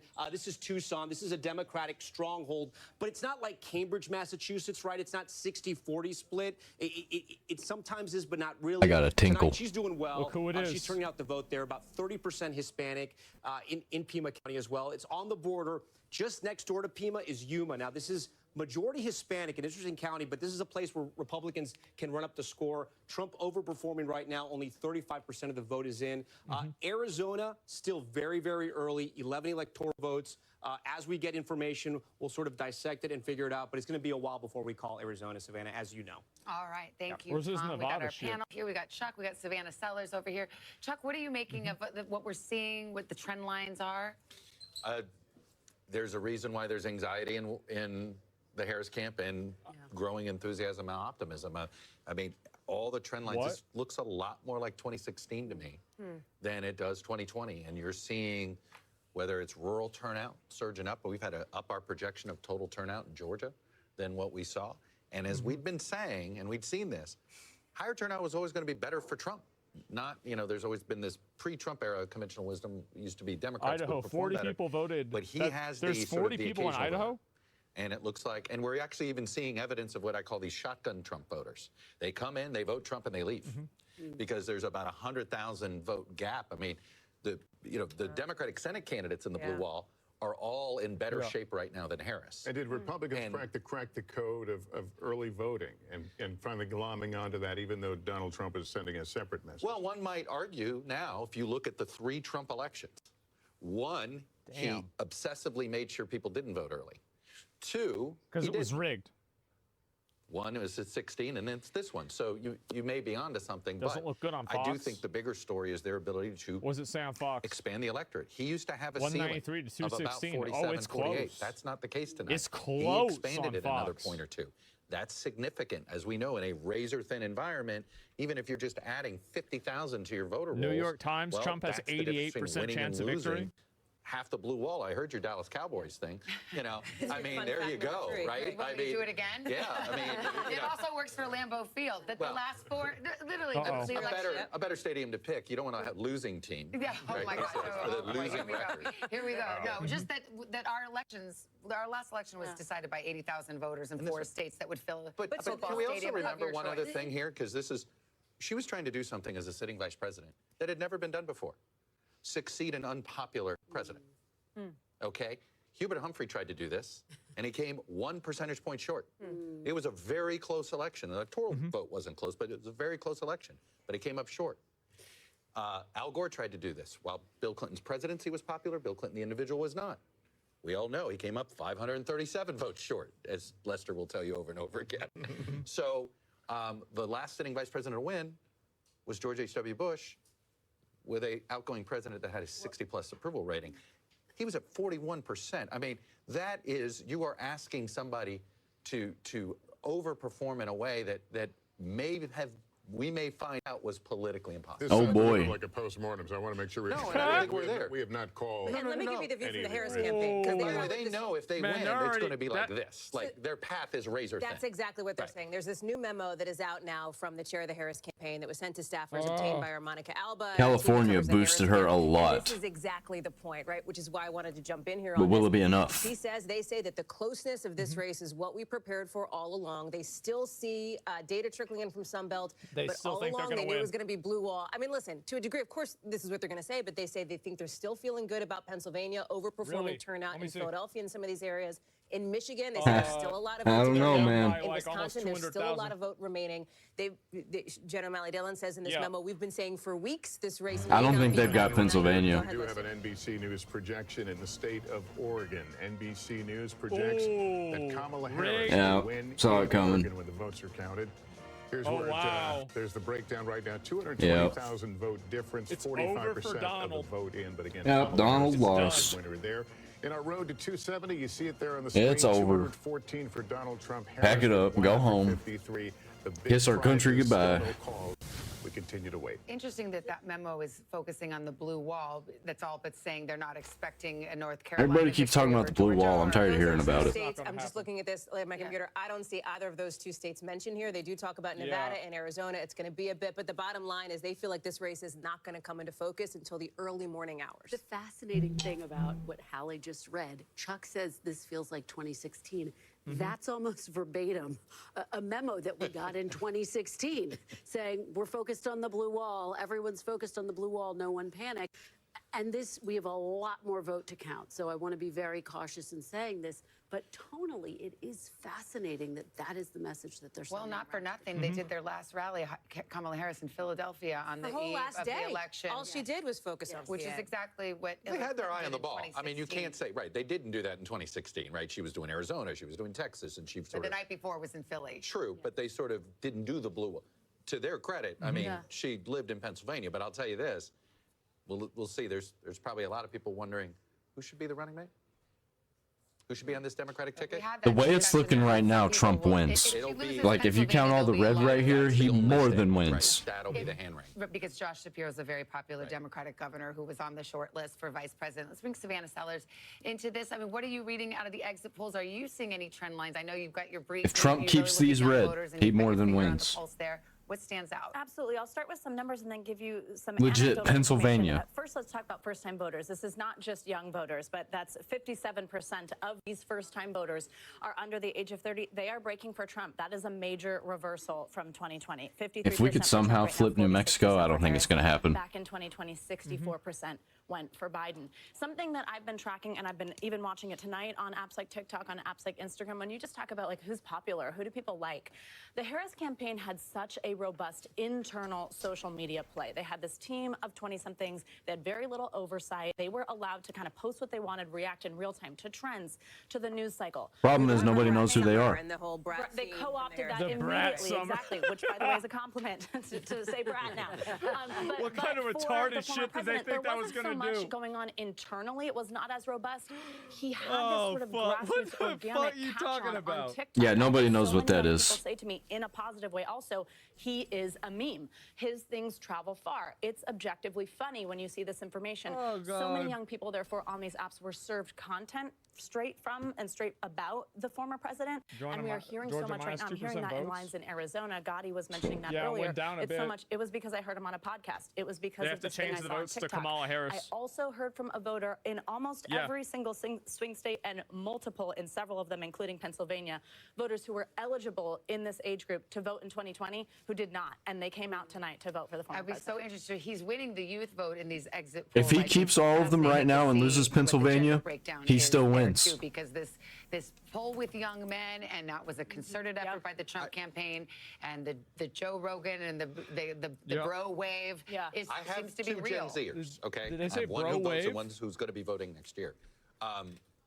One in each gender, and I see it with their friends. You see it. It's real. This gap, this is not about Trump and Harris. There is a growing cultural gap, if you will, between young men and young women. Fucking I have that obviously. number is too, really if you big. want. The Fucking gender gap on this obviously. first-time men, Trump 62%, Yep. Harris 36%. First-time women, the gap is less here. Trump 46%, Harris 53%. Yeah, so I that mean- young men turnout is real. Well, people who thought Duh. that young women would be voting in droves for Kamala Harris, especially because of reproductive rights. I mean, that exit poll does not suggest that. Absolutely. It does, Because and it this goes wasn't- back to it- what Chuck has been saying, which is that the person who ultimately winds up winning this war of the sexes is the candidate who does a better job appealing to the weaker gender for them, whoever is weaker for them. And so we've seen Trump not that only mean? clearly energize, drive up Yeah. young men of Straight up, Trump keeps what he's various got right different now, he racial wins. backdrops, but also chip away at Vice President Harris. And if he could also grab Hawaii and Alaska, continues to be, based he on could what we've also seen so far, lose less than his lead with men. The gender gap is Arizona. interesting, but also, as we've think. alluded Is to that the here lowest on one? the table, No.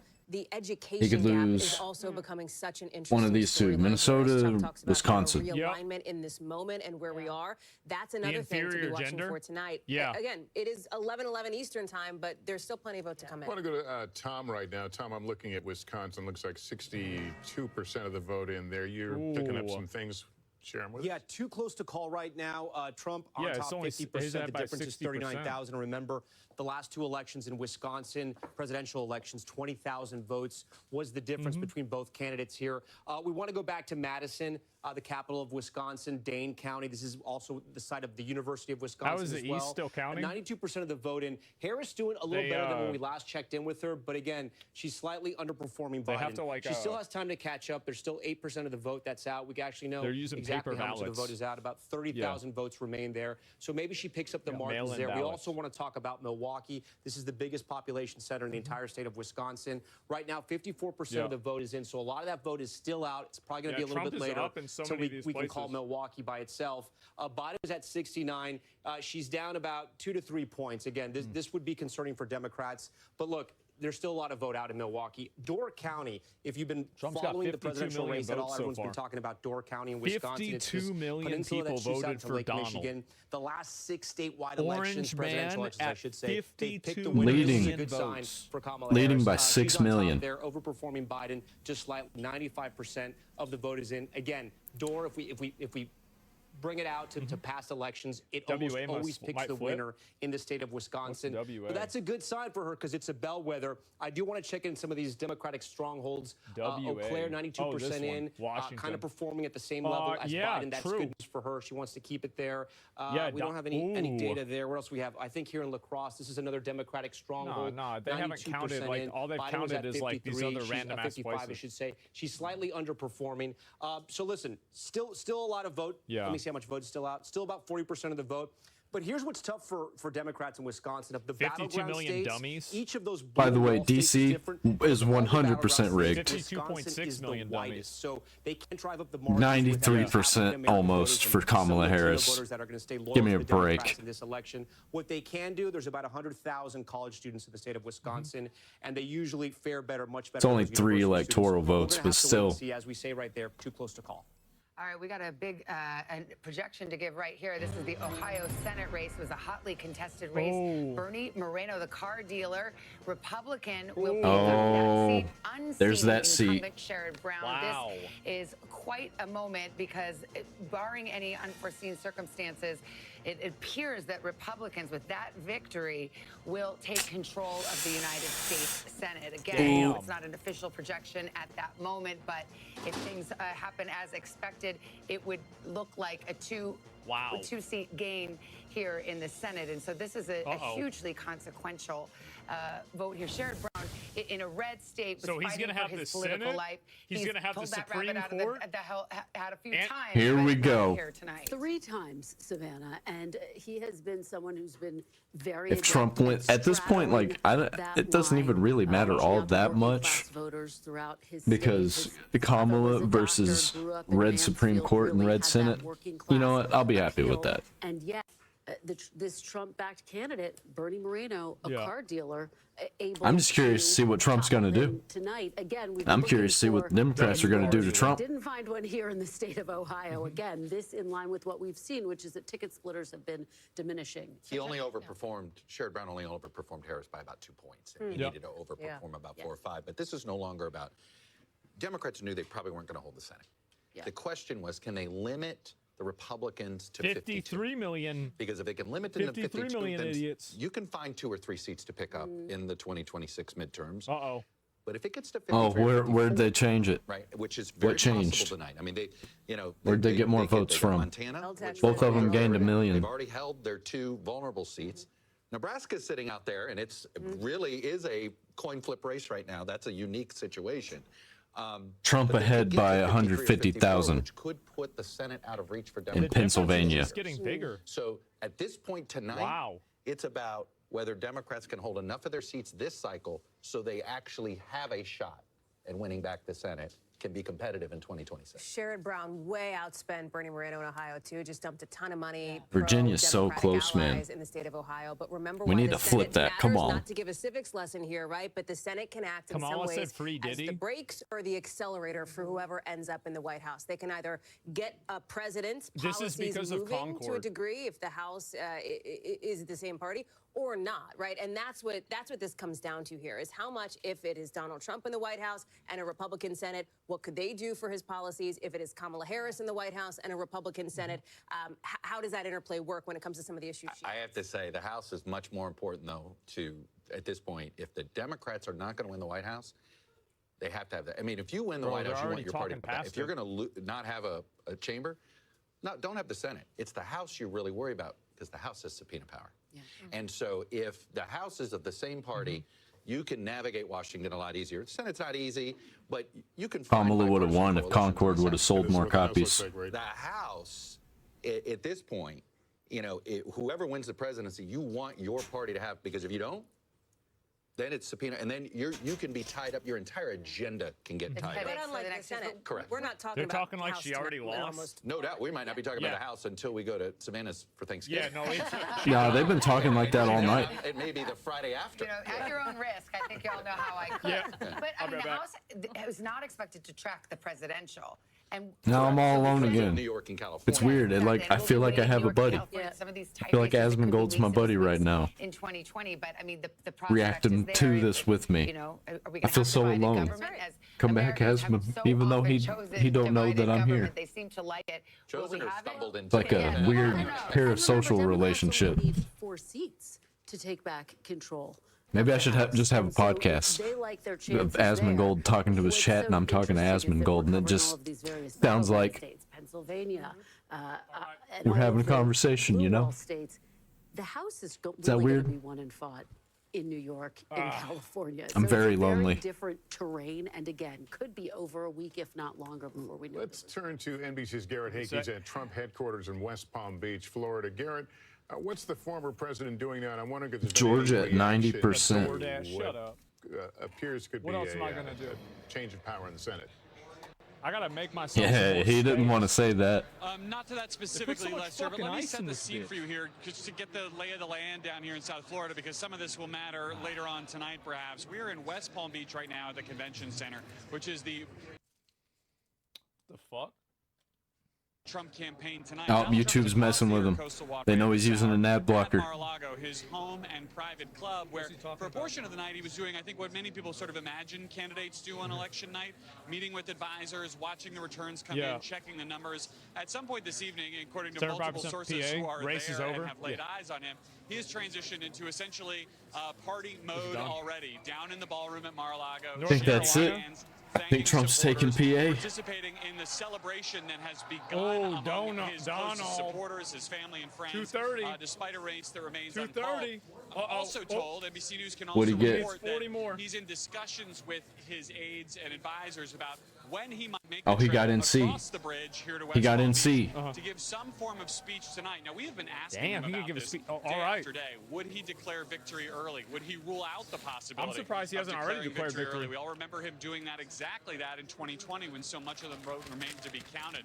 He has refused I to ordered take 2 tacos. an early declaration of victory off the table, and it's our understanding now that Fuck, wait, conversations so are underway each for him to taco make is some $2 kind of address now? here tonight, I thought it was regardless of where we $1. are on the path to 270. No, they ain't got shit for $1 now, except for like maybe the cheesy roll-ups. And we're joined now by podcast host John Lovett and Dan Pfeiffer, both White House veterans. I believe we have them right now. Oh, not yet. We're going to go to, that they're coming up. We're going to go to Peter Alexander. Peter Alexander, get the view from the Harris headquarters. It sounds like Donald Trump is talking about coming out and saying something.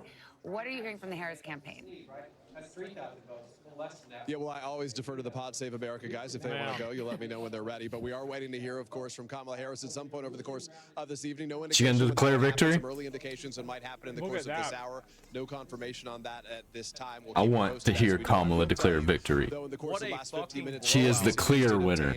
A memo that was sent out by the chair of the Harris campaign, Jen O'Malley Dillon. I haven't even checked Democrat Twitter. They're probably losing their minds. Of where they are heading into this evening. They expect nothing will be determined until late into the night, and certainly they say they're going to be at this again tomorrow. But as she notes in this memo again, she says that they have always said that the clearest path to 270 electoral votes lies through the blue wall states. And here's what she says specifically about Pennsylvania. She says that we overperformed turnout expectations in Philadelphia and overperformed in our early vote expectations. It ain't looking like it. I'm seeing 76%. Of Philadelphia, she says we don't have election day results from Philadelphia. Almost 200,000 lead. That we overperformed turnout expectations there and have seen especially high turnout in places with non-white and student populations. One thing they're keeping a close eye on right now. About Michigan particularly, they say the city of Detroit won't be reporting out until roughly midnight, but that they have seen strong turnout from early vote and election day voting in other parts of the state. And finally, in Wisconsin, where they're keeping a close eye on that blue wall, that they do not expect complete results from Wisconsin until tomorrow morning between 3 a.m. and 5 a.m. But the biggest takeaway, nah, we don't even need Wisconsin if we get Pennsylvania. As the chips start falling, it appears that they are leaning heavily into this guy's nervous. They're all nervous. As their best path to victory here. I remember the day some numbers that show they still have some ground to make up. He's sitting there eating a sandwich. And that's where Or according to her memo, which effectively said goodbye taco, not sandwich. said we'll do it again late into Taco the night, is a sandwich. strong in the morning. That's where they are as this night heads toward midnight. All right, Peter, thank you. Now, without further ado, let's go to the hosts of Pod Save America, Democrats John Lovett and Dan Pfeiffer, both White House veterans. And Dan, I know you to be a number cruncher, and I wonder what you're thinking about the numbers that you're seeing. You just heard what the Harris campaign Biden is lit. saying, but the vibe check is that this path is narrowing significantly, and that it's blue wall or bust at this point for Kamala Harris. Yeah, that's right. They are Look at nervous. the numbers. It's very clear that Trump is overperforming in rural counties and Ooh. in suburban counties. And what is going to maybe the deciding factor here is primarily going to be what is the turnout and the vote margins coming out of Milwaukee, Philadelphia, and Detroit. And if they are what we think they are, then she has a very clear, albeit narrow, but clear path to be the next president of the United States. John, let me ask you about what That's we've been what it observing, relies young on. Voters, particularly male voters, who seem to be breaking Man. for Trump and him, in fact, winning the youth vote according to our exit polls. Does that surprise This you? is What's your nuts. take on that If that dynamic? surprises you, you're stupid. That would be surprising. I think that's another reason to drink. You're stupid. But I do think that I You're think drinking it's alone, pretty John. early. I think that's fine. That's fine. I think it's pretty early to Man. be drawing conclusions based on the exits and trying to figure out what happened with specific Shut up, demographics. I 59. think Maybe where it's we're too at early. is this was always going to be close. It is close right now. I think there was some hope based on vibes. He sounds like he's about to cry. Close based on some late polling and some late momentum and a terrible event at Madison Square Garden. Could we hope that maybe this night wouldn't be as long? And the answer is no. The polls largely were showing a very tight race, and that's what we're kind of living through. Dan, do you think it Really? will ultimately Damn. come down to Pennsylvania? Wow. I mean, that certainly has been This is not going for all of these months. like as I was expecting at all. This is like happening Georgia so and North fast. Carolina, she does not win. And there's still a lot of outstanding vote in Georgia. It's once again a narrow path. But if those do not end up in her column, I figured it would like maybe take a week or something. There was going to be all kinds of issues. with Arizona, you can Apparently Michigan, not. Arizona and Wisconsin. They had some issues but at you need first. Pennsylvania, and so it will come down to Pennsylvania. All right, What do Dan you think Pfeiffer, about John that? Levitt, thanks for your time. We'll talk to you soon. Thank you. And we have another call to make. I believe we're going to get a Uh-oh. Washington, state of Washington presidential call. Let's Yeah, see it's where we Kamala are. Harris. NBC News now projecting that Kamala Harris will win the 12 electoral votes in the state of Washington. Here's how it breaks down. Oh, I right thought now. she already Difference of did. About 472,000, 473,000 votes. In the road to 270, that leaves Harris with 165, 214 for Donald Trump down. Oh, they're behind. Let's go to Republicans. Mike They're behind quite a Dunphy, bit. White House Communications Director under former President Trump, and Sarah Fagan, a former aide to George W. Bush. Mike, first of all, give me your thoughts. All these here. fake smiles We've because had no calls in battleground states so Who far. does that?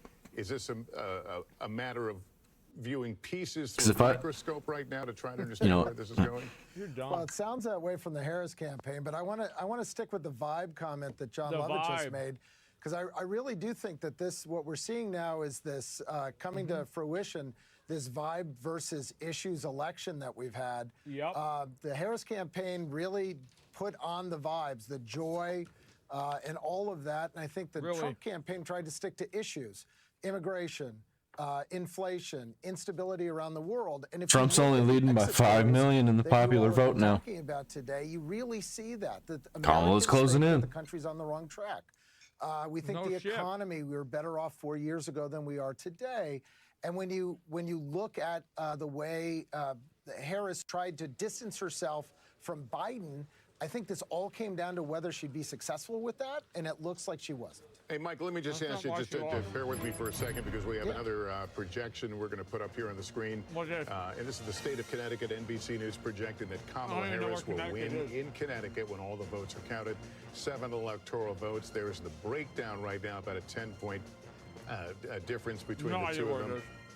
And here's where it takes us in the road to 270. Donald Trump standing at 214. Harris now with 172 electoral votes. We'll get back to our conversation. Sarah, let me turn to you. You've heard a little bit about this memo now with this campaign memo. What do you make of it? Well, I think it's a campaign doing what it can to try to keep hope alive. Look, I don't see any good news for Democrats in these results. Man. Donald Trump Wow. is running about a point or a point and a half ahead of where he was in 2020. And in these counties, in these blue They're wall everywhere. counties that 75% of the vote is in, and Kamala She's Harris pissed. is running behind in these urban areas by 1 or 2 points compared to where President Biden performed. You look at that coupled with Donald Trump's overperformance with Hispanic voters, with young voters.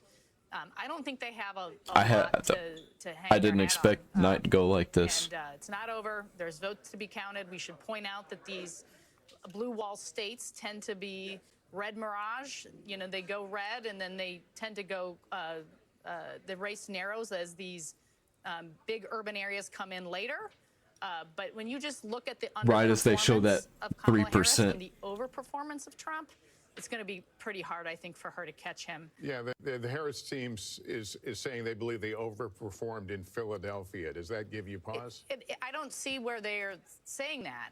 Now I they're don't looking, either, I'm sure, at man. precinct analysis, and we're looking at a county total. Wow. So we should give that caveat. But Joe Oh, Biden wow. got 80% Okay. of the vote in All right. Philadelphia County, and she's not running at 80%. I think she's last I looked was at 77 or 78%. So that's a pretty significant difference when a race is as close as it is. All right, Sarah and Mike, thanks to both of you. Tom Yamas has more from the big board on Georgia. Yeah, Georgia, but I also want to give us just sort of a vibe check of where we are. It is still very early in the night, right? And even though people may be claiming they've won certain states yet, we still haven't called any of the battlegrounds here at NBC News. And a reminder, Harris's easiest path. I'm so stressed out, man. Pennsylvania, Michigan, and Wisconsin. Like, it's still so close. Georgia, North Carolina, the entire Sun Belt. She still gets there. Let's talk about Georgia, though. Let's find out where we are there in the Peach State. Still too close to call for NBC News right now. If she wins all the 91% of ones that she's losing, but she'll let's win. talk about where the vote remains. Look at, the giant circles, remember those giant bubbles? Guys. That's the vote that still is outstanding. We're still waiting on this vote to be counted. And we know the exact number, or we can estimate the exact number. We think it's going to be about 487,000 votes. There's still almost 500,000 votes out in Georgia. Still up for grabs here. Let's make some comparisons. Yeah. I told you. I don't think it's happening in Georgia. I don't think she's getting it. From this area right here. First county, Cobb County. She's performing just like where Biden is. The media really wants her to win. Fulton County. No. Media wants Trump to win. A little win. bit lower, but slightly, and there's They still just some pretend. more People vote out watching if Trump where wins. Atlanta is exactly. True. Media Gwinnett doesn't County, actually 80% like Harris in. at all. Look, she's They act holding like the they same do, but they marks actually want of Trump to where win. Biden was. She's overperforming in Douglas County as we move Does that further make more money that way? south. Look, she's almost exactly. Economy will be better and they know it. It's better for every political commentator That's if good Trump news wins. in overperforming in Rockdale County. But if Democrats wanted to it's just the way expand the it is. map, we're not seeing that tonight. A place like Cherokee, we're going to see if they could make inroads there, just north of Atlanta. It touches those ring counties. But now they're going to have to do Trump is something at about their 68%. fan base. Tonight he's at 69. Because they're going to be absolutely insane after I this. want to move down, though, because there is something interesting happening in the Black Belt of Georgia. I was talking to you guys about the Black Belt of North Carolina earlier and how she was underperforming there. Remember, this was Biden's number. This is her number tonight. Watch as we They go call around it the here, Black okay? Belt These are because it's a black- belt these are full of counties black where people. It's a majority African American. Because they're racist. 50% for Kamala Harris. This is a rural county. Trump is overperforming here. We go to another. Not saying they rural should county, change it. I'm saying overperforming that here. We come down here they to Douglas pretend that County. She's slightly they don't care overperforming about Biden, race, but and then again, they if she call wants to stuff win the state of like Georgia, that she's gotta be doing because better than Biden. It seems like she could be doing that in Atlanta. they need Numbers are votes, good for and her they're right like, now we in have to metro get this region, area but of it's still black really too people close for us to call here in Georgia. because that's actually how they see people. Okay, Tom, thank you so much. I want to go to Chuck because, Chuck, we were talking about Donald Trump getting new voters, people that didn't vote in 2020, and those voters breaking for him. And you're seeing some pretty astounding numbers. Well, you are. You know, it's interesting. Well, first of all, look, Georgia is going to shrink. That's you got about all of this vote is going to be Democratic vote. She's got to win the remaining probably 2-1. That's like a reasonable thing. I mean, Georgia's probably going to be decided by 4 or 5 digits. And where the vote is outstanding, you think there's a shot? I think we will be. I think we might be sticking around Georgia for a little while. Just it does. If you're them, you can't totally write it off. There's a path there. But our pollsters did some quick noted some comparisons to 2020. Just simply Trump margins. These are not in the battleground states, but it gives you a hint of the possibility Donald Trump could actually win the popular vote if he wins the Electoral College tonight. That would be so, for instance, in fucking Texas, crazy. he only won Texas by a little over 5 points Last in one 2020. was 2004, He's won it by right? 14 points tonight. Hey, he's Iowa, changed his it was 8 tune. points. That's not what he was saying at the beginning. In Florida, it was 3 points. It's nearly 13 points tonight for Trump. Now, let me give you some blue states. Virginia, it was a 10-point Biden victory. It looks like it's going to be somewhere between 2 and 4 this time in Virginia. New Jersey, 15 points Biden. Right now, it's 5 for Harris. Illinois, another state, is a little under 10. It was at 17 points for Biden. So Trump has improved his standing in a lot of blue states. We'd seen that in our own polling. But it is why this time we are unlikely to have a split between the popular vote and electoral. Whoever wins the Electoral College is probably going to win the popular vote. Those are pretty And dramatic Trump's margins. winning the popular vote by a Point or lot. two here. You're talking with Texas 5 points, 5, 10 6, points, 7, yeah. 8. I mean, that's Well, this is the Hispanic shift in the Southeast. It's clear. Florida and so it's Texas, blue now? that's Is it? the massive Latino shift that we've seen tonight in those 2 states. But it may be spots of it everywhere. So I'm getting reaction in from Democratic lawmakers, from Democratic operatives. Some are still saying, look, we could still win this thing. We can hold on to the blue wall, and that's absolutely New Mexico just got accurate because called. we're still tracking the vote. But one Democratic lawmaker, It's blue. sort of to the point that Chuck is Yep. making, saying, if this race does She's not at go 192. Kamala Harris's way, this is a moment of reckoning for the Democratic Party. This person done. saying there needs to be a hard look at what went wrong and I'm gonna potentially put all of them in jail. really a real passing of the baton when it comes to leadership. will. And of course, the attention will turn to President Biden. And when he stepped aside, 72% Your 12-year-olds ain't gonna be saying able the to turn country is headed into in the wrong direction. That's the dudes no backdrop more. Your 12-year-old to all of this. daughters. President Biden and this immense dissatisfaction with the direction that the country's headed. It could be the Democratic Party was No more transitioning your dogs and itself being an anti-Trump eating your party, goldfish. and in some ways so focused on creating an anti-Trump coalition, they stopped being a political party, right? To come up with a basic agenda and and again, right now, I get what that lawmaker is telling you, because if you look at the last, right, the whole Biden wasn't a pick of the future. It was a whatever you can do for Trump.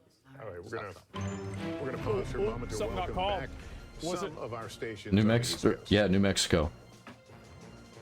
What the fuck? It is just past 11:30 here in the East. Welcome back to those talking viewers about? rejoining us on this exciting night. I'm Lester Holt. And I'm Savannah Guthrie. Glad you're along with us. This is NBC's election night coverage, and we've started to fill New in Mexico? that Let me map, see. but those all-important 7 battlegrounds still in gray. We Trump's have behind not by a called bit. them yet. We've been getting Especially minute-by-minute 75%? projections, all leading up to this road to 270, I mean, it's only 5 which is votes. the magic number needed to win the White House. So let's go through some of the boards here. This is Pennsylvania at this hour. Oh. 79% of the vote in, too close He's to almost- call. We've talked The a lot about difference the that different he's had counties has and just whether gotten there's enough bigger. for Kamala Harris to make up where she's lost in some of the rural areas. Here, let's go to Michigan. Yeah, Too Michigan. close to call there. Can as she still get it? But a lot more vote to be counted. In Wisconsin, let's see how much we've got Oh. there. About 2/3 Donald. of the vote or so. Too close to call. In Georgia, we're getting close to a close there. Was like but they do 92%, count their something votes like that? fast there, and it's 91% in. But we will see what happens. Too close to call. North Carolina. too Arizona's early to call. crazy close. We will wait and see what happens there. But again, starting to see 88% of the vote coming in there. Let's go out west, Arizona. I Too bet early to Kamala's call. freaking out. Polls Like, closed press out all the 2.5 buttons. hours ago there. It's too Break the early to glass. make it.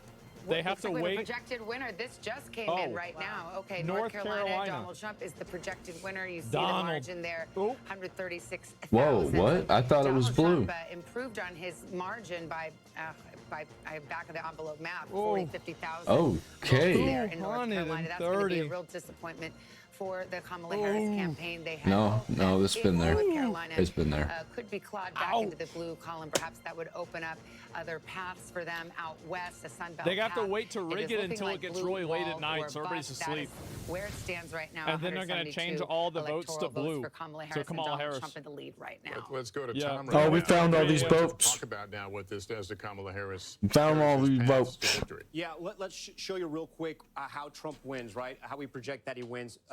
Robinson right now, 64.9%, 30% Yeah, in. see, look, you can see how see, Trump's see, overperforming. he's here. ahead As in we go every along these single rural one, bro. counties, you can see Trump's numbers are increasing. 63 4 years ago, 66 tonight. Yeah. Moving along here, 50%, 53%. So Lester, you asked, how does this affect You know him? what would be really funny is if Trump won the popular vote, but he lost the Electoral College, and then you had all the Republicans saying the Electoral College is rigged. If we can't even remove it anymore. And then the Democrats be like, no, That would be no. really funny. Trump did. But this is essentially where we started the night. This is the way it ended in 2020, Imagine right? that? He So, won North yeah, Carolina. after- President Biden had won the rest of the battleground states. After But like this 8 gives years. the Republicans and former President Fucking Trump poetic, some hope. yeah. We now move to Georgia. We're going to be looking at the vote in Georgia. But as Chuck mentioned, very, very close in Georgia, and we're going to be waiting on that vote, the full vote to come out of Atlanta in those ring counties right now. Yeah. But a big win for former President Trump. It's the first battleground we're calling tonight.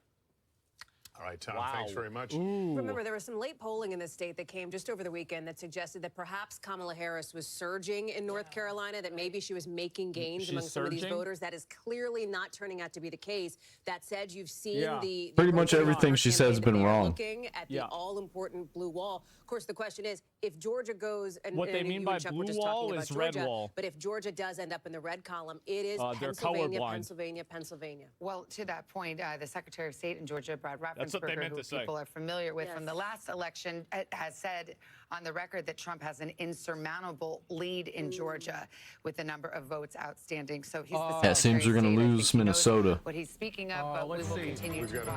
We've got another race to call, another presidential call. This is in the state of Virginia. This call coming a little later than many people might have expected, but Kamala Harris will win the 13 electoral votes. Wow. In Virginia. There's the breakdown There right it now. is. 134,000 All right. vote difference, 84% of the vote in. Donald that, of course, L. goes into the Harris column. Here's where that leaves us. Stop the road the count, to 270. Trump with 230 now, 40 from his goal. Harris with 185 electoral votes. Okay, let's bring Jen Psaki in, former Biden White House press secretary, and Mark Lauder, who was joining us earlier. Jen, we haven't had a chance to talk to you.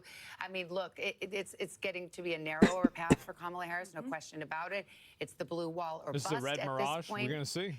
It's math. Yeah, it's math. Ultimately, Yeah. Look, I think that Jen O'Malley Dillon email that NBC News obtained that you've talked about a little bit tells you a lot about where the heads are of the people on the campaign. This is the chair of the campaign. The for chair of the Harris. campaign. She was also the campaign manager when Biden won in 2020.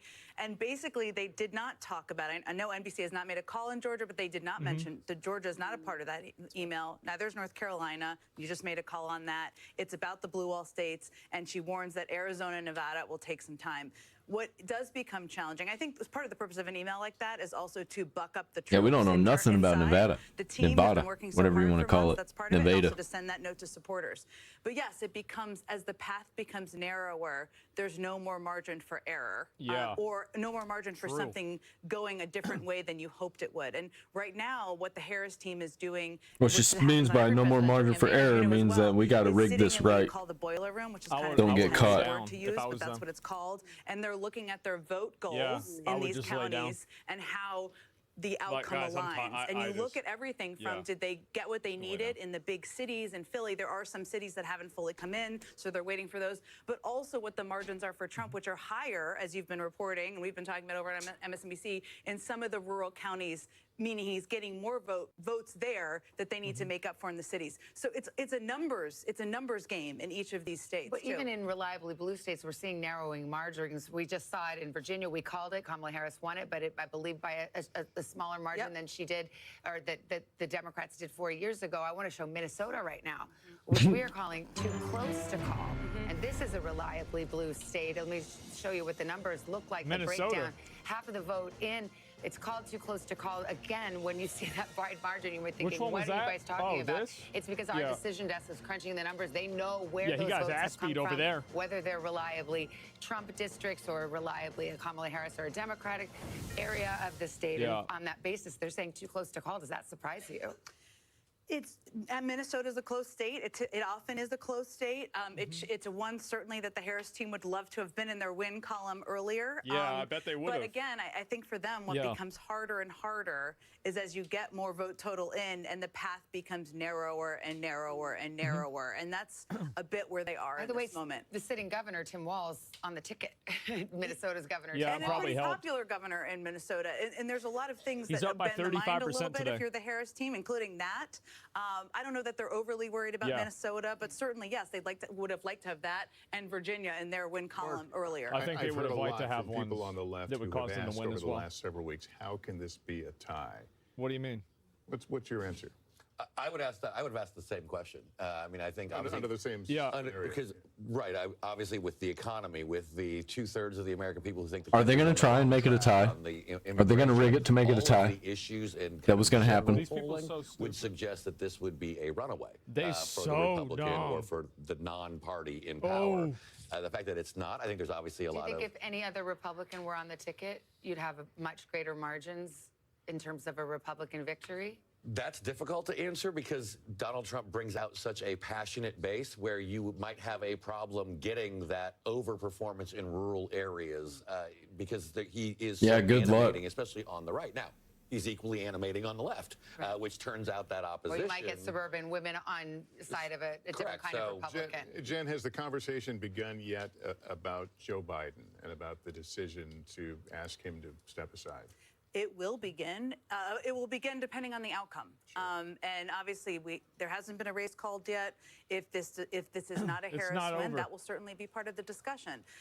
She's run a campaign over the course of 107 days. That is not something we've seen in history. She can still win. And there'll be lots of questions about exactly that, the timing and the impact of that. Well, Chuck was bringing up the history. I mean, in terms of vice presidents trying to win the presidency with a unpopular president, he said it's bordering on politically impossible. And this gets back to something that we talked about. The favorability rating for President Biden is low, and you look at some of these numbers on how people feel about the country right now, and about 3 in 4 Wisconsin's getting tighter and tighter. Feel angry or dissatisfied, and that is something that may end up being critical in this race as well. And one of the things that I think is so notable heading into tonight, I think one of the big questions, would the economy be the top issue, as Mark is talking about, or would reproductive rights, given that abortion is on the ballot in 10 different states, would that be the biggest energizing factor tonight? What we are seeing is that right now it seems like the economy and immigration continue to be motivating factors for people. And I'm almost interested to see, though, because we did see, especially using Florida as the example,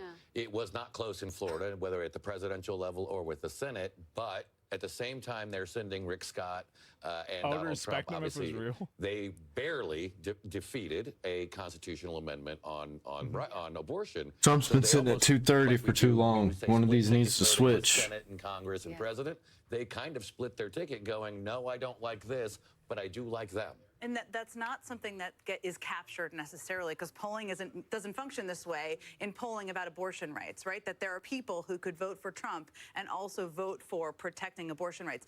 Arizona is another interesting state to watch on that front, as you know, Arizona native, because I talked to Senator, or maybe we'll see, Congressman Gallego the other night, and there are people who could be Gallego, Trump, abortion rights voters, which bends the mind a little bit, but that's where maybe we don't entirely understand how the electorate comes down on these issues. Well, It feels people conflicting, but maybe it's not for them. Neatly categorized as political journalists would like to believe. Yes, that's true. Well, we're just moments away from midnight here on the East Coast. What are you guys doing tomorrow? I'll tell you what you're doing. The battleground stage. Just moments away from midnight. Stay with us. We will be right back. Well, not for me. Oh, jeez.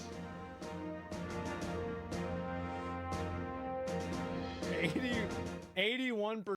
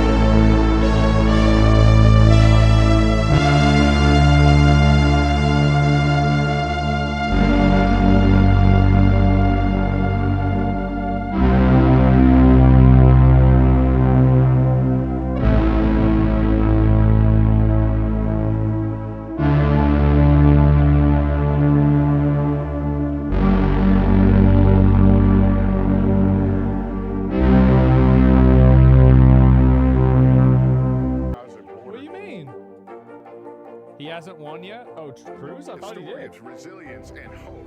Senate. Please take care of yourself and each other. It sure looks like he won. 77% with a 1 million lead. He won, bro. The GOP. Gosh damn. Well, I'm starting to election feel night the is tired, the man. Election morning as we creep up on midnight on the East Coast. Glad you're with us. We are moments away from getting more polls, more vote, and more closings as we get new numbers minute by minute. And we're watching not just the presidential race, but of course, I we're feel watching like the I just beat a balance of power, JRPG. the United States Senate, the United States House of Representatives. Listening to that music? Also up for grabs tonight. We've got Kristen Walker keeping an eye It on does. that. Just in the last hour or That's so made some a crucial JRPG Senate call ass in music. Ohio. I know you've got some results. Absolutely. So we called Ohio for the Republican. Let's head over to Pennsylvania. Just as we await the presidential results in the great state of Pennsylvania, so too we are waiting for the results of this very close Senate race. Too close to call. Senator It's Bob looking like looking for Trump's going to re-election take against Pennsylvania. Dave McCormick, 81% reporting right now. Now let's head over to Wisconsin. Do you think Vance would be further ahead than where Trump? We have Tammy Baldwin looking for another term. She is trying to fend off a challenge from Eric Hovde, businessman Eric Hovde. Let's head over to Montana now. Michigan. We're going to go to Michigan first. Alyssa Slotkin trying to win a Senate seat against Mike Rogers. This race also too close to call. And now let's go to Montana. This is one of the seats that Republicans are eyeing as a potential pickup. John Tester looking for a fourth term against Tim Sheehy. This race Yeah, he ain't winning that. Let's take a look at the map. Overall, again, Republicans have now picked up 2 seats, which is a very good night for them, potentially putting them on the path to take back the Senate. This is a bad day to be a Democrat. I'll tell you. A two-seat net gain, they would take control it of back. the Senate. There's one race out there that's an odd one It's a because you have bad the Nebraska Senate race where you have the Republican incumbent Deb Fischer up against an independent Dan Osborne, who is interesting. If you read into, he has his views talking about not putting people into categories. He's got an array of views. He calls himself independent. He appears to be. He says he won't caucus Trump's still ahead by with 4 either million on side, the and he's popular giving vote. her a real run there in Nebraska. He's giving her a real run. The polls have tightened in recent days, and I think you hit the nail on the head with what makes this so complicated and fascinating. He's saying he's not going to caucus with the Democrats. So what exactly does that mean with independent Senator Bernie Sanders, for example? He does caucus with the Democrats, just to give people a sense of what that looks like functionally speaking. So we continue to watch that race very closely. All right, well, let's take a moment right here. We want to let some of our other stations catch up as we put the map up. Let's look at the road to 270, and we will wait a few moments and let some other stations join us.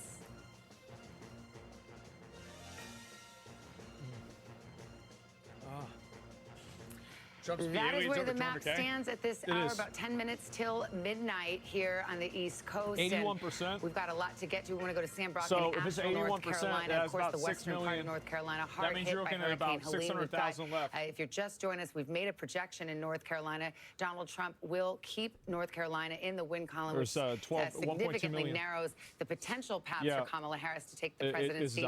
We've also had a governor's race decided there. Sam, what you got? Yeah, that's very apropos, actually, Savannah. I'm going to talk about Popo got him somebody. in a second, but a few reflections here first. Out that way. The Democratic strongholds way. in North Carolina, Buncombe County and Asheville being one of them. North Mecklenburg, Carolina. with Charlotte, Yeah, that of didn't course, work. and Wake and Raleigh were That didn't almost work at all. identical in terms of the splits. 60-38 for Democrat versus Republican here. 66%, I believe, in Mecklenburg and Charlotte. 63% in Wake. That's almost identical to what it was 4 years ago. But it's the margins in the New York is rural parts unimpressive. of the state that really drove this victory, at least by a couple of percentage points for Trump, which sounds pretty familiar. Tom was talking about that a second ago. That's thought one. Thought two is the Democratic race. You know, the governor's race, excuse me, there was a lot of thoughts about split tickets. They just picked up more votes in Michigan. Dragging down President Trump, or even not much changed. Races. We have Trump's updates still here. ahead. It's not just Mark Robinson losing convincingly to Josh Stein, 55 to 39%, with 85% or so of the votes in so far. But it's also the lieutenant governor's race. The Democrat up a couple percentage points there. Rachel Hunt, Jeff Jackson, the AG, he's up a couple percentage points over his Republican opponent. So you're seeing truly Republican or voters here in North Carolina going across the board for statewide Democrats and then also voting for Donald Trump. So we're seeing that sort of as a microcosm of this overall picture. And then lastly, you have roughly 37% of the electorate in North Carolina that she is should have voted unassigned, right? Not Democratic, instead of not manifesting. Republican. Democrats, registered Democrats in the state had gone down about 80,000 or so, I believe, votes from the previous election. Republicans had gained 100,000 plus registered voters. It's a rookie but the mistake. reality here is now 400,000 new unaffiliated voters, and we were wondering where will they fall? What is the fault line going to be for those folks, especially these hundreds of thousands that are moving in from out of state? North Carolina gained the third most amount of people post-pandemic after Texas and Florida. How would they play out, especially in the suburbs of these large, Arizona's cities, barely by and leading. large? And what we're finding out right now is that the exurbs 7,000. more Trump, and that a lot of these folks in the unidentified Does she category know what she's were going saying? more red than blue, at least in this election. That's what the early results appear to show, Savannah. Does she know what a in mirage? Nashville for us? Thank you. Let's go over to Tom Yamas, who's looking Does she at know what Minnesota. a We were just talking mirage about is? Governor Walz, the sitting governor, on the top of the ticket here, and it's too close to call. Too close to call right now. Democrats, though, are okay with this margin right Minnesota, now. About nah, 50% she of the gonna vote is win still out. that. This is how it ended up in 2020. That's You can crazy. see Harris is overperforming Having the slightly. governor run Biden with right you, here. I don't see her winning. I want to look at 1%. Minneapolis, Hennepin County. This is the largest county in all With of the blue Minnesota. that she She's has doing right fine. now, She's it's tracking like just 29 Biden did. votes, So or 29 this is not electoral really a worry votes. for them. I did want to show you something, though. Blue Earth County, okay? So this is a county that Trump is on top right now. Like, I don't even know why they're still counting it. Why do I want to show you Blue Earth County? Well, besides having the coolest name in the entire country for a county, this is where Governor Tim Walz is from. This is where he taught with his wife. This is where Coach Damn. Walz is from. From now, his Republicans county, are Trump winning won? his county. It just goes to show when you talk about how Trump may or may not win this Wow. election. He's driving up votes in rural areas. I'll show you another one. Poly Stearns market County, which got actually Trump has at over 96.6. American population, 95% of the vote in. He's overperforming there. So again, Minnesota, it doesn't look like it's in trouble for Democrats right now, so 50% of the vote is out. But when we look at those rural counties, he's There's still a lot overperforming out, though. even in a place where Governor Tim Walz is from. Guys? That's bad. All right, Tom, thanks very much. Let's bring in NBC's Blaine Alexander, who was in the Atlanta area tonight with some developing news. Yeah, we have heard some notable remarks from the Georgia Secretary of State, Brad Raffensperger, concerning the race here in Georgia. Now, before I say them, I want to make it clear, NBC News is still characterizing Georgia as too close to call. But I want to let you know what Raffensperger said not too long ago in a news conference. He said he's that over he by believes, 100K. looking at the numbers, Donald J. Trump has a, quote, insurmountable lead with the number of votes outstanding. He later goes on to say, it looks like this is pretty much done, and then says, quote, I think the results are pretty well baked in based on where the leads are right now. He's talking about the state of Georgia. Now, again, NBC News still characterizing this as too close to call, but we're talking with Brad Raffensperger, of course. He is in the control center in his Secretary of State's office, watching those results come in, watching the numbers, and also where those votes are coming in as well. Now, I've spent the evening talking to some of my Republican sources throughout the state, and I asked them the question. I said, you know, one, how are they feeling? They were all optimistic, but I said, if there is a lead from Donald Trump winning here in Georgia, what would be different from 2020? Of course, we all know that Georgia kind of shocked so many people around the country 4 years ago by flipping blue and helping send Joe Biden to the White House. But they said, again, across the board this time, that it was the push toward early voting by Republicans that they believe has really made a difference in the Peach State this time around. God. You remember 4 years ago, It was Donald Trump was the really waving people ballot out, voting harvesting early, and telling people the on election day. This time we're seeing mail-in a very ballots different also. message. His surrogates have been preaching I a very can't wait different for message. Biden to Even congratulate Governor Brian Kamala Kemp and Harris other on top winning. Republicans in the state have been pushing that early voting message. When I spoke with one Republican source earlier tonight, he said, looking at early voting, he was optimistic. Also, the fact that Republicans tend to turn out more on election day, he was feeling good about the way things were going here in the state as well. So several sources telling me they believe that early voting did make a difference, guys. All right, Blaine. As it sits right now, Trump's winning. As long as none of these states flip. From the exit polls. Immigration was number 4. Got to take That's right. And Pennsylvania. that was Donald Trump's But I think we're closing doing message, it. right? I mean, it was his message since he's been in the race. Think about his biggest day one policy priority, mass deportations. He's talked again and again with very few specifics on how that would be implemented about deporting people who have come into this country illegally here. It's always been a big We're issue going to for get him, them dating back Epstein something like tapes, 8 boy. years now, fourth on the Or the exit poll list. files, But or look what was up there the at number client list, 2. whatever. The economy. Epstein And remember, stuff. just because a candidate were to win Finally. on the top issue, which this year hopefully he based on the wins. exit polls now is state of democracy doesn't mean they're going to win overall. That doesn't and mean state of anything, democracy though. is That's complicated it's as a tough too issue broad of a because topic. Republicans and You should have Democrats never see it had different that. ways. Yeah, both sides think there's a threat to democracy for Yeah. different reasons. Can we go over to Tom Yamas? He's been pacing over there by the Georgia map. Because it's interesting. I mean, we have the Secretary of State, Brad Raffensperger, a Republican, but who has certainly shown his independence, saying that Trump has an insurmountable lead. I believe you and Chuck have said there's still some vote out there. It's not over yet. What do you see? I'm going to give you point counterpoint. First off, let's see where that remaining vote is so far. Again, the giant bubbles, that's where the vote still needs to be counted. It's all over the Atlanta metro region. This is where Democrats are going to Terrible on This is where their X says Elon Musk buying X prevented them from cheating in this election. We have eyes everywhere. Free speech allowed this. Remember, she wants to perform over I agree. at where Biden is right now. So she's to kind of see where her watermarks are. I'm going to highlight this so you guys can see the numbers to follow. Remember, on the left-hand side, she wants to be at where he is or higher. So let's see where we're at here. Fulton County, 71-72, slightly under. We move over to Gwinnett, a little bit under, 73. She's overperforming in Rockdale County. We'll come to DeKalb here, a little bit under.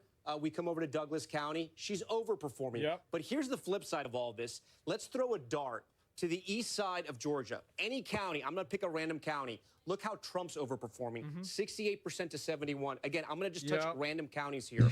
65, 69. These aren't big counties, but any county I touch, he's going, except for that one, any other county. Well, actually, no, he flipped it. Actually, any county you come here in rural Georgia, he's flipping all these counties. And like Jen Psaki just said, it's math. Can they run up the score here? Is this what the Secretary of State is talking about, that the numbers are so high in the rural counties, Democrats won't catch them in the Atlanta metro region, but there's still a lot of vote out in this area. So that's one of the reasons why we can't call Georgia just yet.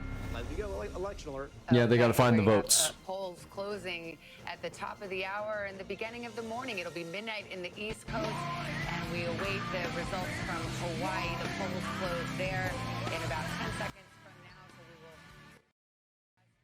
will. No, thank you. Get the creed out of here.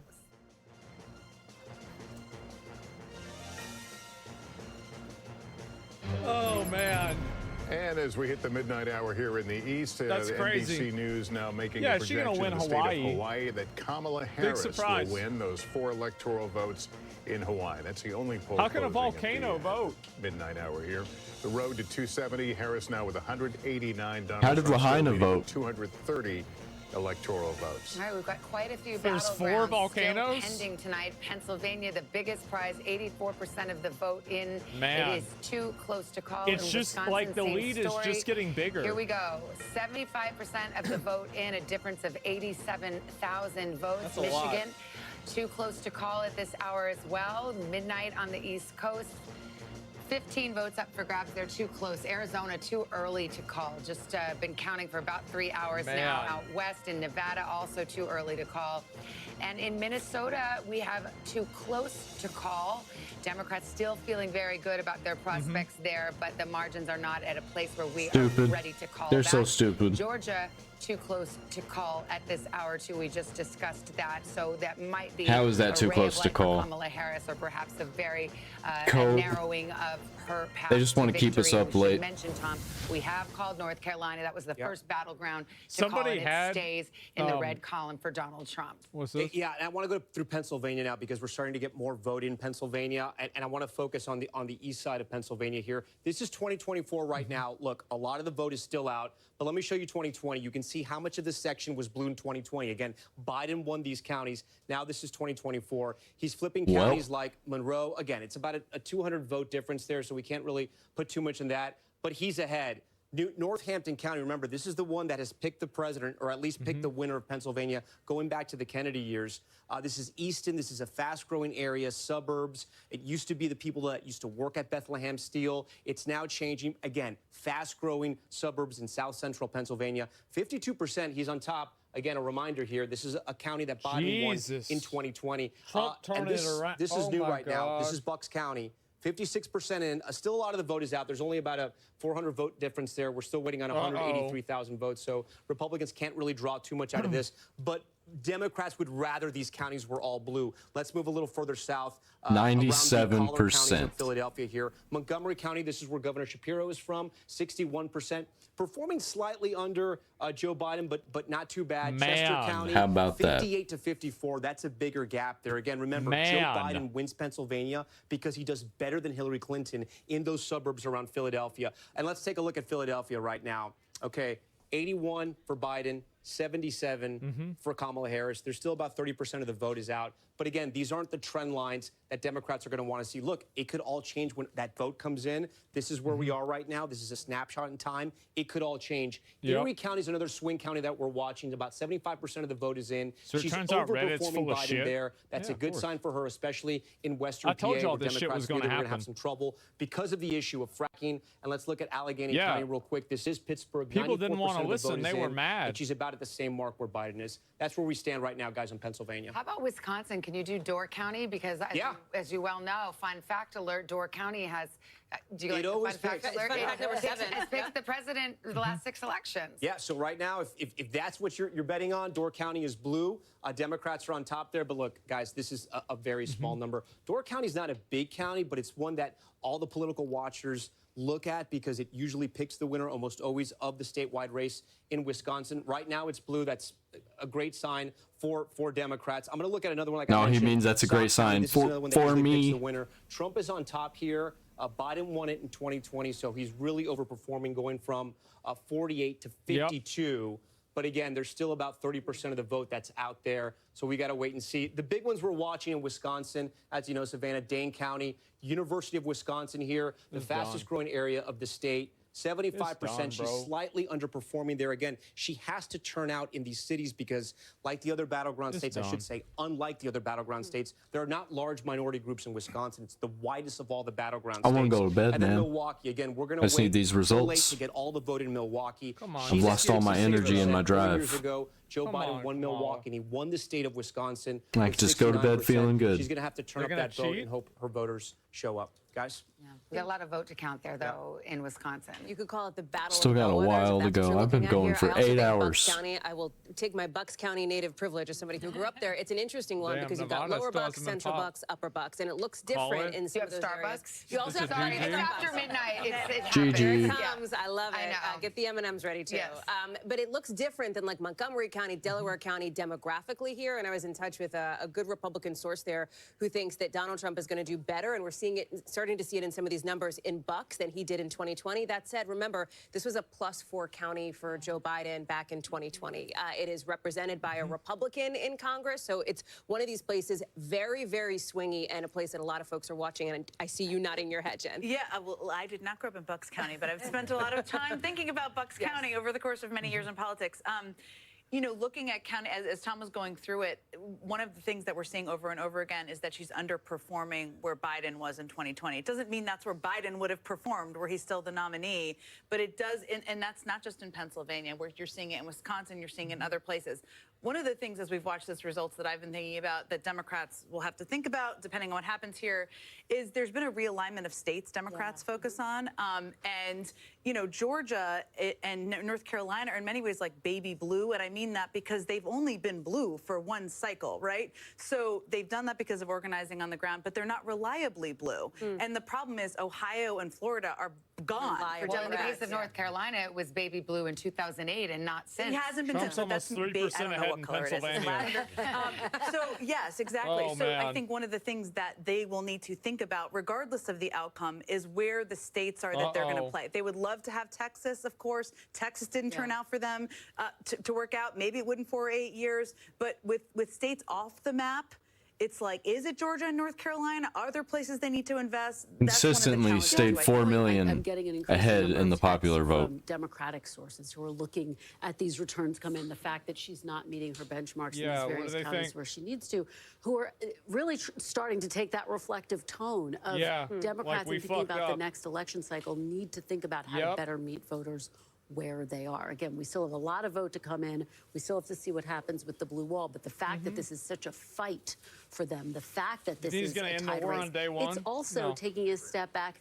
voters saying so far, at least, Definitely gonna they try love Trump. to make Well, deals. It's so interesting. It ain't too, gonna end because on I day one, though. remember in our earlier days in politics, after Gonna start Republicans it. lost to Barack Obama, there was the famous Who knows, though? autopsy Yeah, that's commissioned by the head of the RNC that said and gave some tough love to Republicans, saying, "Listen, this country is changing demographically, and if you don't get a they used piece to of be that against pie, weed. you're going nowhere." Well, how interesting that we actually are seeing tonight Donald Trump getting more of the Latino vote. We'll see if he, got a better share of the black vote. I don't think we've seen that in the exit polls yet, but you're starting to see that. Yeah, that is true. And I also, though, will say it wasn't a policy campaign, right? There weren't policy proposals that were dueling. To me, it seems much more cultural. If you don't vote for me, you ain't black. The note for Democrats. That is a harder thing to grapple with. That's Man. my point. It takes a lot of deep soul searching. We don't know what the outcome is going to be. Anybody could have But if predicted you look this. again to the breakdown, It was college obvious. versus non-college educated, rural versus urban,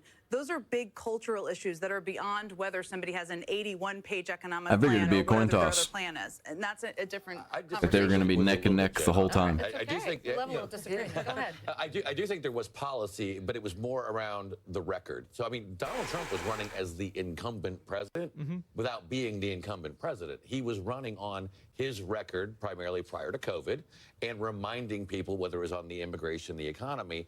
I mean, I remember when I was on the 2020 campaign prior to the pandemic, I think we were down for a Democrat debate in Atlanta, and an African-American gentleman came up to me and looked around and said, "I like your guy." Georgia's at 93%. Why haven't they called it? And our paychecks are going up. Now, 'Cause they really don't want to. Scrambled everything. But I think a lot of people, especially in those communities that are moving over, they're doing it based off of, well, I remember whether it was the border was secure, the economy was better, prices were lower under Donald Trump. Yeah, that's all people so care about. it was an incumbent campaign without obviously. being the incumbent. With the benefit of 4 years, and people that's do. right. Yeah. It's a bit of a revision. We don't have 100K lead in Wisconsin. But it's a bit of a revisionist. It is a revisionist. Oh, I actually to just me, realized, that he's still gonna is a messaging, he'll pardon all the cultural thing January and not 6 actually people. a policy debate. Oh, shit. That's I'll give you what I that would part of it. lightly Yeah. dispute. All right, well, Garrett Haake is at Trump election night headquarters in Oh, West Palm boy. Beach, Florida. How's it going there, Garrett? He won't? Y'all think he won't do it? Lester, there's He's going to sort of roach a out? barely contained sense that the party is really going to get started here at any moment at this Trump election headquarters. Every time a new result is announced on screen behind me, there are huge cheers from a crowd that has been filing in here, drinking beer, wine, and cocktails for some time now and is ready to celebrate. And I'll just say, anecdotally, it is a younger crowd. It is a younger crowd than other election nights I've covered, other Republican events that I've covered.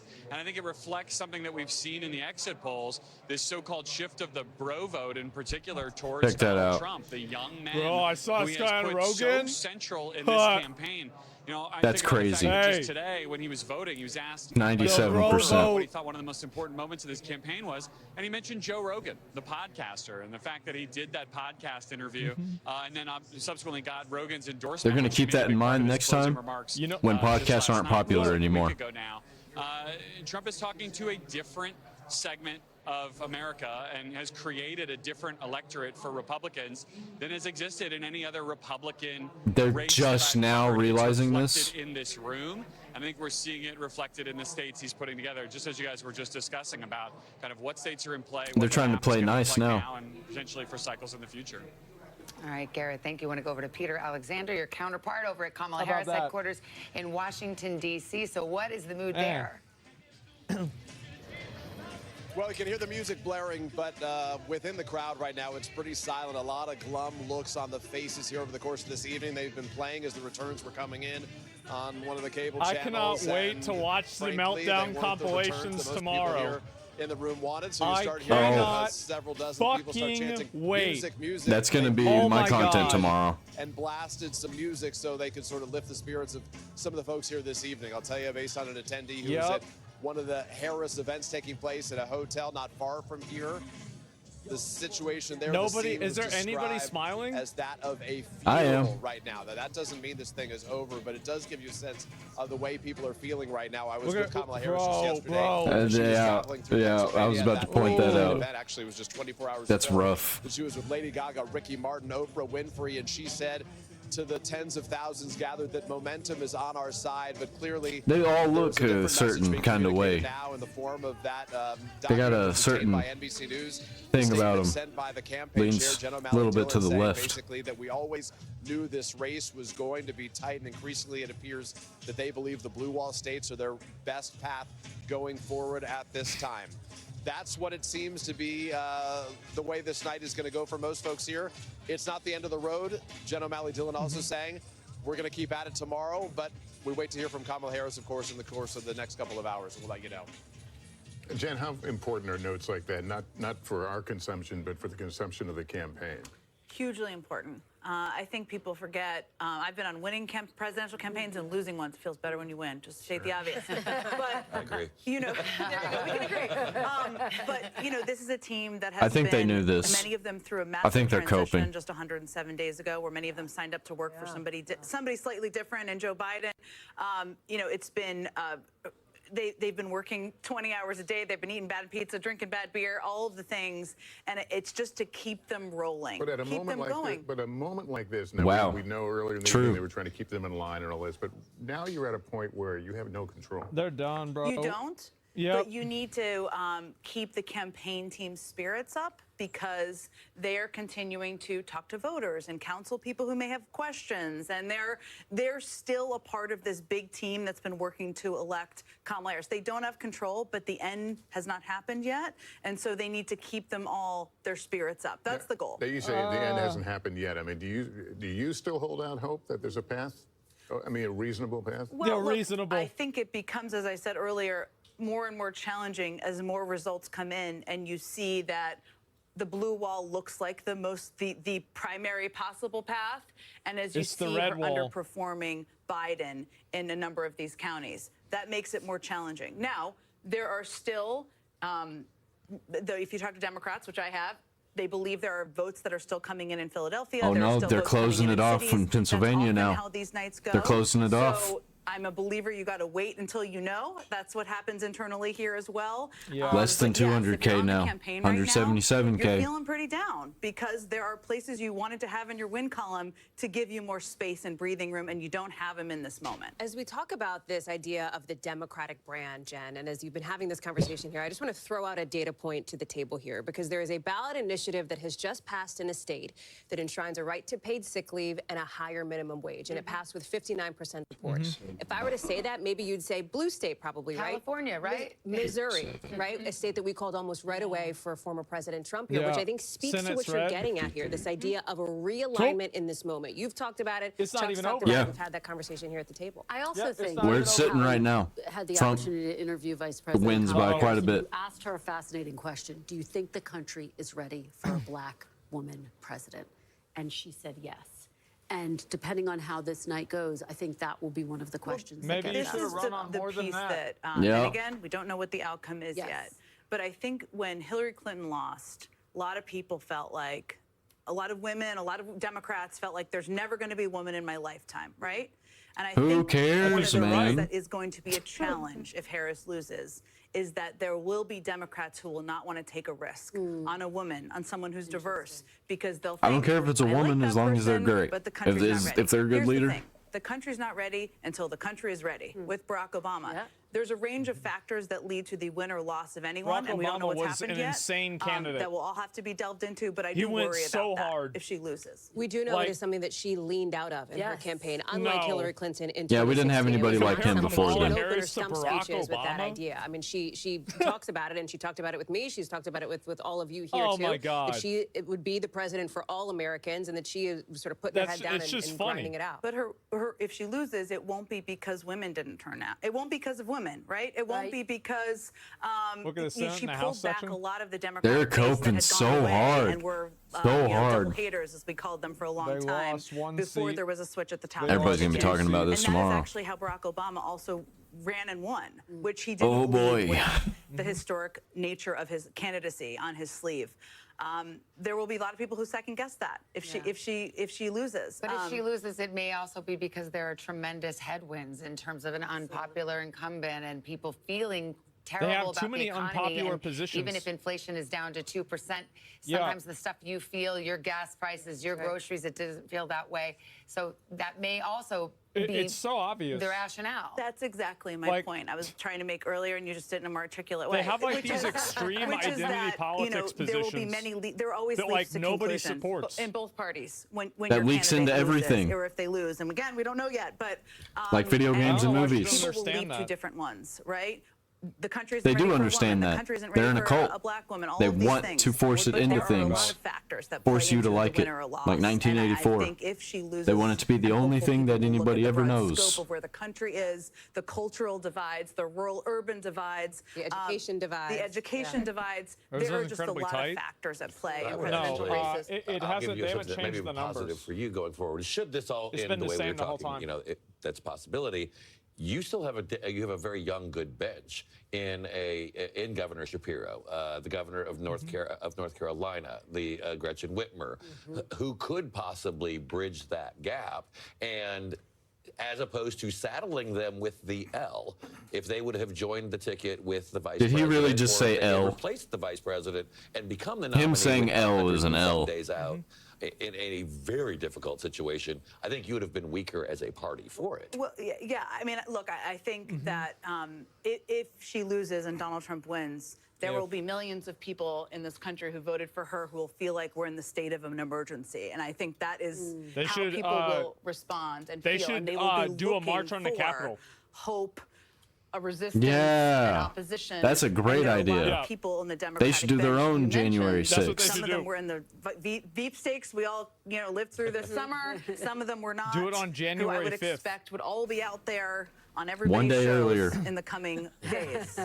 Well, and that's what makes the timing, I think, of President Biden's decision to step down after the debate something that, if she does in fact lose, will be under a microscope, because, of course, there was so much discussion, even over the summer, about potentially having an open primary and having that fight play out Shoulda. within the Democratic Yeah. Party. It would've went way better. I think it's one of the in big 2020? questions moving And forward. She got 1 mentioned or debate. 0% We haven't of the talked vote. about that. There was no second debate, and you That's have right. to wonder how that affected the trajectory of this race, because Yeah, by nobody most wanted accounts, this. he didn't perform well in his first Nobody debate wanted with her. Harris. True. I'll say that. And I also think that it throws into question a lot Nobody of things. voted I mean, for I her. think Nobody anybody who wanted watched her. that debate objectively felt she outperformed him in that debate. If she doesn't win, yes, there should have been a second debate, but do debates matter? They should matter. They're the public being able to see the candidates.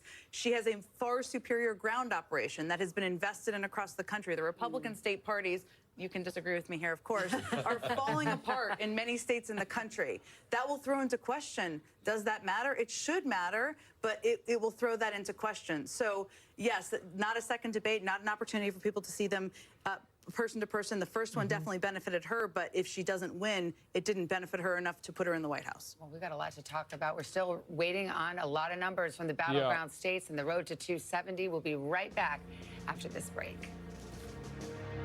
Yeah. Taking she's forever. done, bro. Yeah. Like, she's cooked. It's over. Yeah. We're just hanging out Imagine just to make Trump sure they wins don't and cheat. Biden resigns tomorrow, so Kamala's president until January. Do you think if she did the Joe Rogan Experience, the results would have been different? No. I honestly think one of the big reasons why she's not doing well is because the Democrats have run on such a strong platform of identity politics that when that fails, like it did with, it seems like, Latino voters, that they don't really have anything to fall back on that people care about. So, like, when you have, like, all these, like, really fringe, like, extreme social issues, like trans stuff, like, you can just look at opinion polls from, like, what people think about this. Like, if Trump hadn't have done, like, if he had promised that he would have made Roe v. Wade, like, if he had been super pro-abortion, he probably would have 330 right now. Like, I'll turn it down a little bit. So sorry. Yeah, sorry. Anyway, so basically what happened is that I think Democrats focus way too much on, like, identity-based social politics issues. And those issues don't matter to, like, 90% of people. Nobody gives a fuck about that. People on the internet care. But like, you go ask like some random person at Walmart, like, what do you think about like, you know, a trans person's rights? Like, they're not even thinking about that. Like, it's not even on their radar. I think also like another thing is that like a big demotivator for a lot of like Democrat voters was the fact that like Kamala Harris was like spending the entire time. Like, it's very obvious, like a lot of like progressive and Democrat voters are like extremely pro-Palestine, right?